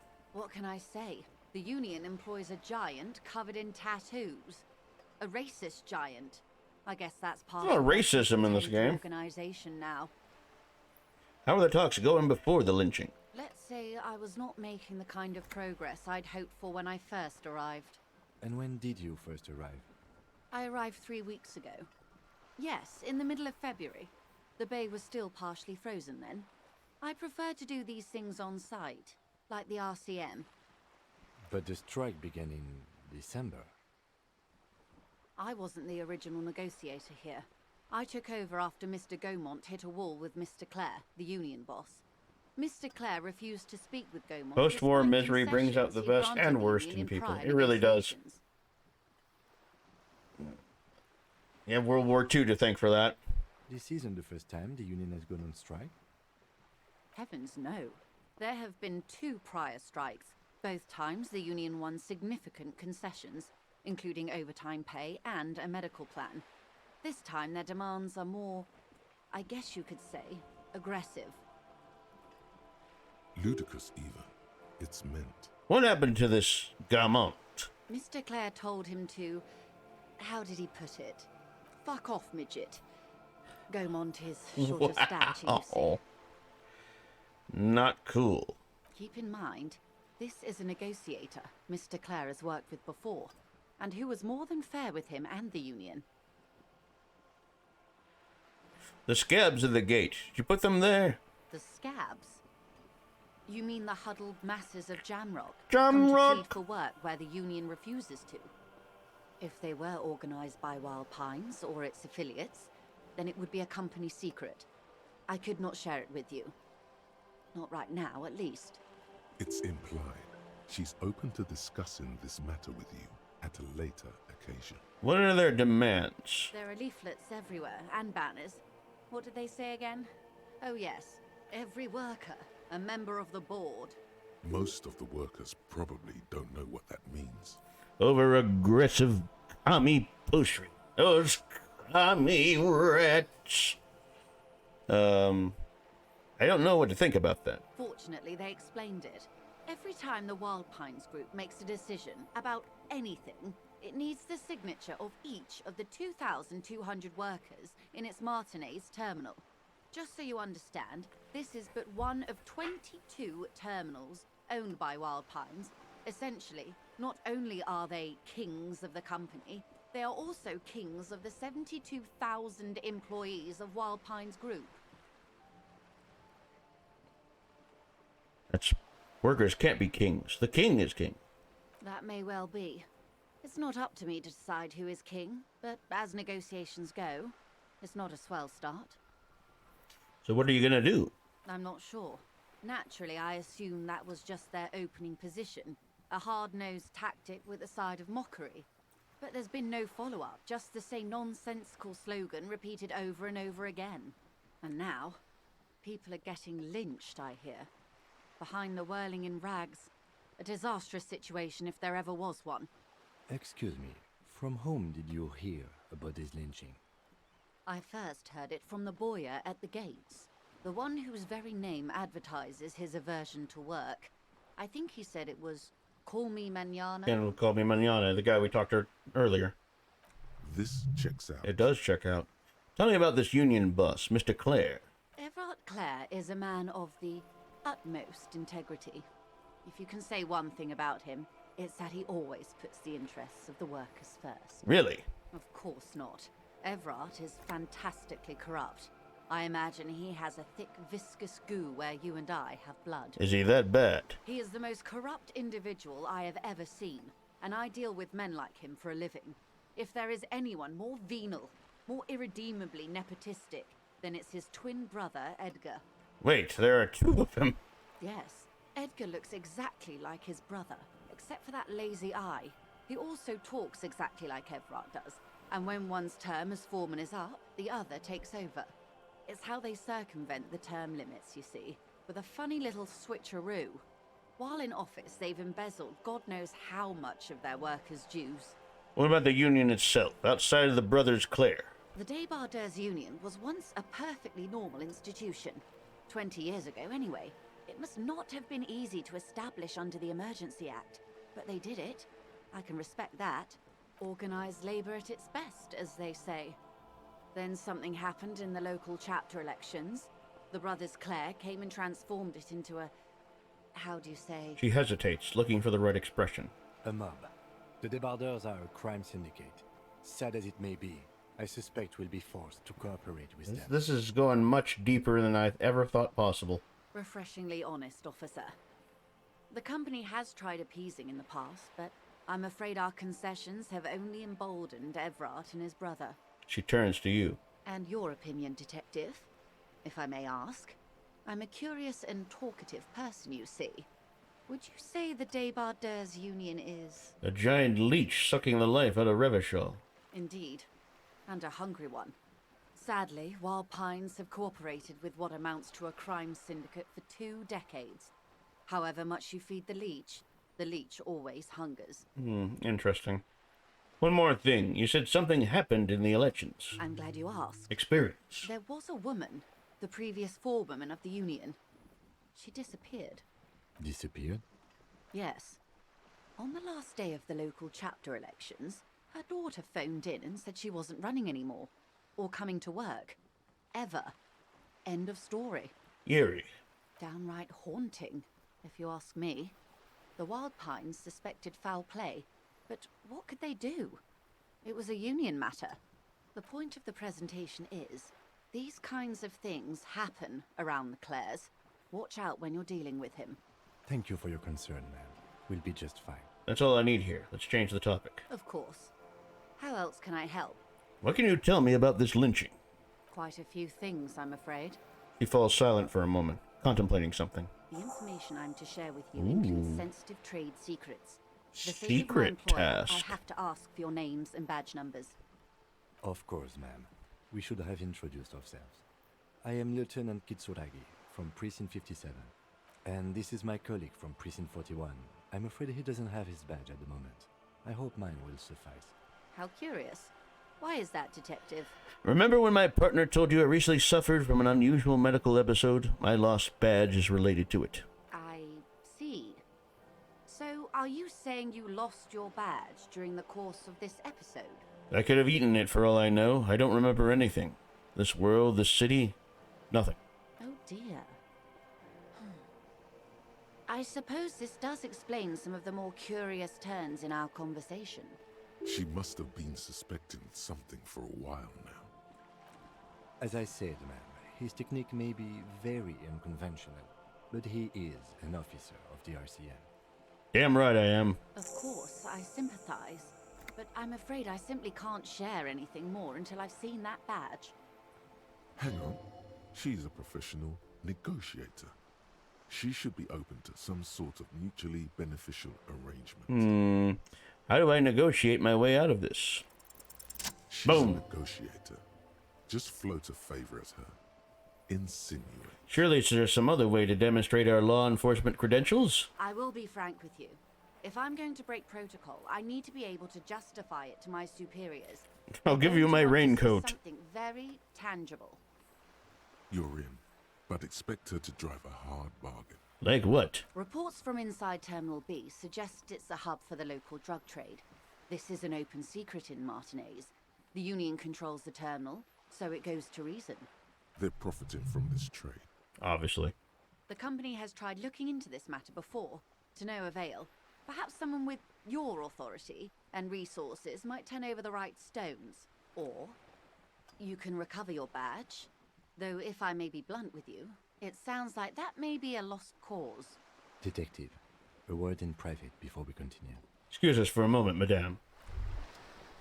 Hey. Psst. Who, me? Yes, you. Word on the street is you're ready to start building communism again. Again? Yes, you're ready to start building communism again. You've built it before. They've built it before. Hasn't really worked out yet. But neither has love. Should we just stop building love, too? Wonderful. Love has worked out really well for me. I'm a love winner. Good. We need tender men like you building gargantuan communism. Word on the street is it's going to be 10,000 times larger than any communism. Gotta build that communism. By human beings. Is that right? How come there's word on the street?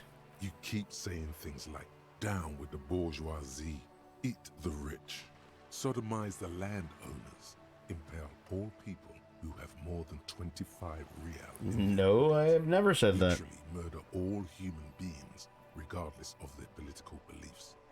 That kind of stuff. I haven't said anything like that. Okay, not in so many words, but don't deny it. You're about to rip off that mask of social democracy and reveal the monstrous seven-eyed lamb of global communism that will devour and masticate mankind. Oh, wow. Everyone can see that. So tell me, do you have any questions before we fire up the big communism builder? Or do we get right down to it? It's too tiring. I don't have it in me. I'm beat down and broken. Roll up your sleeves and start building communism. Oh yeah. Get the firing squads and the animal wagons ready. Wait, what? Firing squads? You didn't say anything about those. Too late to back out now. You can't make an omelet without breaking a few million eggs. Roll your sleeves up further and breathe in the pristine air. Alright. This is not going quite as I hoped it would, Detective. How did you hope it would go? Honestly, I was expecting you to use your unorthodox technique to keep her off balance, and not volunteer us to be her henchmen. Oh, so we're henchmen now. This woman is running circles around us. She might have known about your misplaced badge all along, or she's simply an adept improviser. Either way, we've played straight into her hands. What do you propose, that we don't investigate this drug trafficking? No.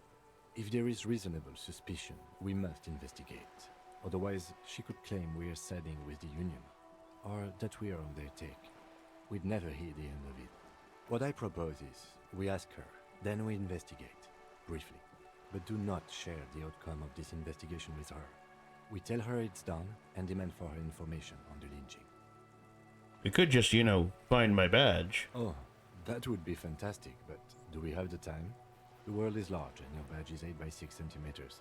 The situation might have changed drastically by the time you locate it. Time is of the essence. You could request a new one from your station, but that would literally take months. Alright, let's get back to her then. You're back. Good. What can I help you with? You seem rich. Can I have some money? Is what you want to say, but it isn't that easy, is it? Wait, why not? Look at that lady. Take a gander. Squint your eyes, bub. What nice fabrics. Why, yes. Tucked away under that sturdy green raincoat, almost rustic in its simplicity, a silk shirt and matching scarf around her gentle throat, while dull orange pearls So romantic. from her This is almost ASMR. red from the cold. Her light green eyes scan you, full of knowledge and worry, wealth and all its possibilities. These are the kind eyes of the rich man that seem to say everything is possible, within reason. Yeah, so? Now look at you, you misery-clad simian, barely able to tie your own laces. Yeah, but I also have Your 74 pockets are lame. cents. A scythe of booze precedes you. Your hair sticks to your forehead, and your underwear feels uncomfortable. You're poor as balls. You can't ask this person for money. You're too... Ashamed? Yes. You're too ashamed to ask this person for money. Too scared to belittle yourself in her eyes. Those half-precious stones of Odinel. As I was saying, if there's any way I may be of assistance, please don't hesitate to ask. Can I have some money? Voila, you're doing it. Really put your back into it. Yell it from the top of your lungs. Help me. Money! I'm sorry, I couldn't hear you. The wind is a bit strong. Could you repeat that? Help me. I'm poor. I need money to keep living. Ah, yes, of course. I'm sad to hear that. How much do you need? I need 70 real. That's a reasonable sum. Not too small, not fantastically large. It worked, y'all. She removes. Damn, notes I'm and rich. hands them to you. I got 70 The paper bucks. is cold and oily to the touch. I could actually pay off that fine, but I'm not going to. So, I hope I didn't just bribe you, officer. It may not be technically illegal under the Emergency Act, but still. I'm still getting my head around this whole money concept. You're just helping me out. You're right, man, that donations are permitted under the Emergency Act, unseemly as it may be. Oh my god. As long as Hey, you know, if it works, it works. Which he most certainly will do. Now, how else can I help Gart the can RCM suck it. You today, need it for all the besides things. Yes, I supplementing do. its salaries? The $70 fee can wait. Okay, tell me about this alleged drug trafficking. It's quite straightforward. Someone is using Terminal B to smuggle raw ingredients from the Samaran Isla into Revachol with the Union's blessing. Wild Pines has suspected it for years. Ingredients for what, ma'am? Meth and dextroamphetamine, Ooh, meth. GBL, and various synthetic psychedelics. Honestly, it might be quicker to say what you can't make from the stuff. Let me get this straight. The materials come from Samara to Revachol through the terminal? Yes. After they clear the terminal, we lose track. The actual production is taking place at various sites in and around Jamrock Quarter, north of here. Wild Pine seems to be well apprised of the local drug trade, ma'am. And we started out trying to investigate a lynching, and now we're going to take care of a whole drug empire. Why not? We're in logistics. It's our business to know. And no. As far as the company knows, the Union does not produce it. They transport the ingredients for a cut. And you want us to investigate? Yes, but you won't get anything out of Evrat and the dockworkers. I figured we wouldn't. Still, every chain has its weak link. The handoff. The motor lorries at the roundabout. Am I going to need bolt cutters for this? Unlikely, officer. I'm talking about the lorries. Once the ingredients reach Jamrock, they're distributed to a network of local manufacturers, well beyond our grasp. But in transit, they may be vulnerable. Perhaps you've noticed that a number of lorries are tangled in a traffic jam at the roundabout just now. Interview the drivers who are still hanging about. One of them might be waiting for a crucial shipment. It gives you a knowing look. I'll be explicit. If you find this driver, I will share company secrets with you. Why didn't you come to the RCM earlier? We did. On more than one occasion. Apparently, there's some sort of inter-precinct disagreement about whose jurisdiction this area falls under. We know the company has launched its own probe into the union's alleged involvement. We also know it's come up empty. It's not just the RCM. No one's been able to find any hard evidence. Yeah, they cover their tracks pretty well, don't they? Well, here's your chance, officers. What proof do you have that a union is involved? How do you think they're financing this strike? There are thousands of unpaid dock workers going strong for the 4th month straight.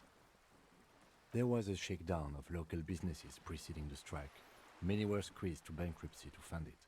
With all due respect to these desert cacti, the contents of a few cash registers cannot provide for 2,000 men.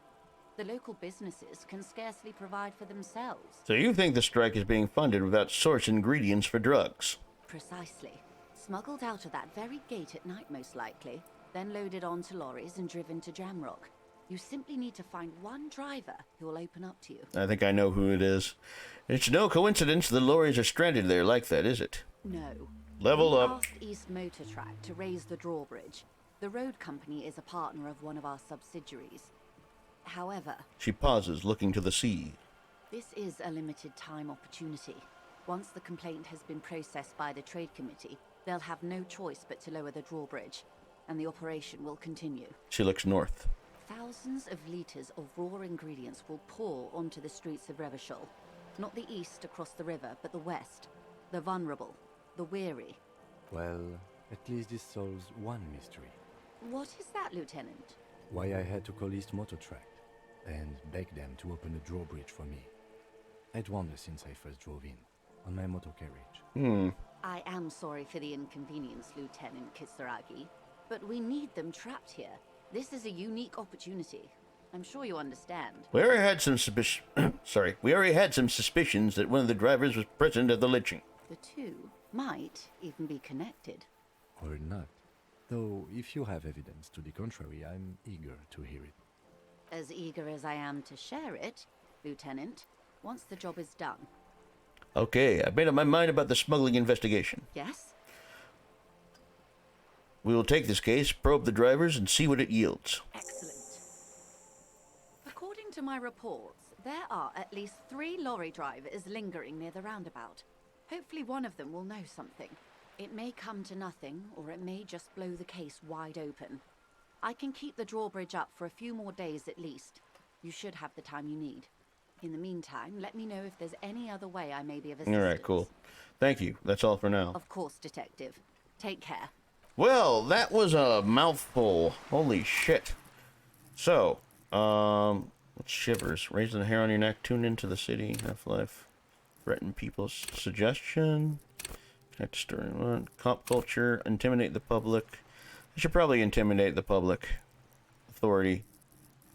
Yeah, let's do that. Level up. Alright. And then, obviously, we got some more stuff to do. Pick up dice. Just infrared. We've only done like a few. Okay,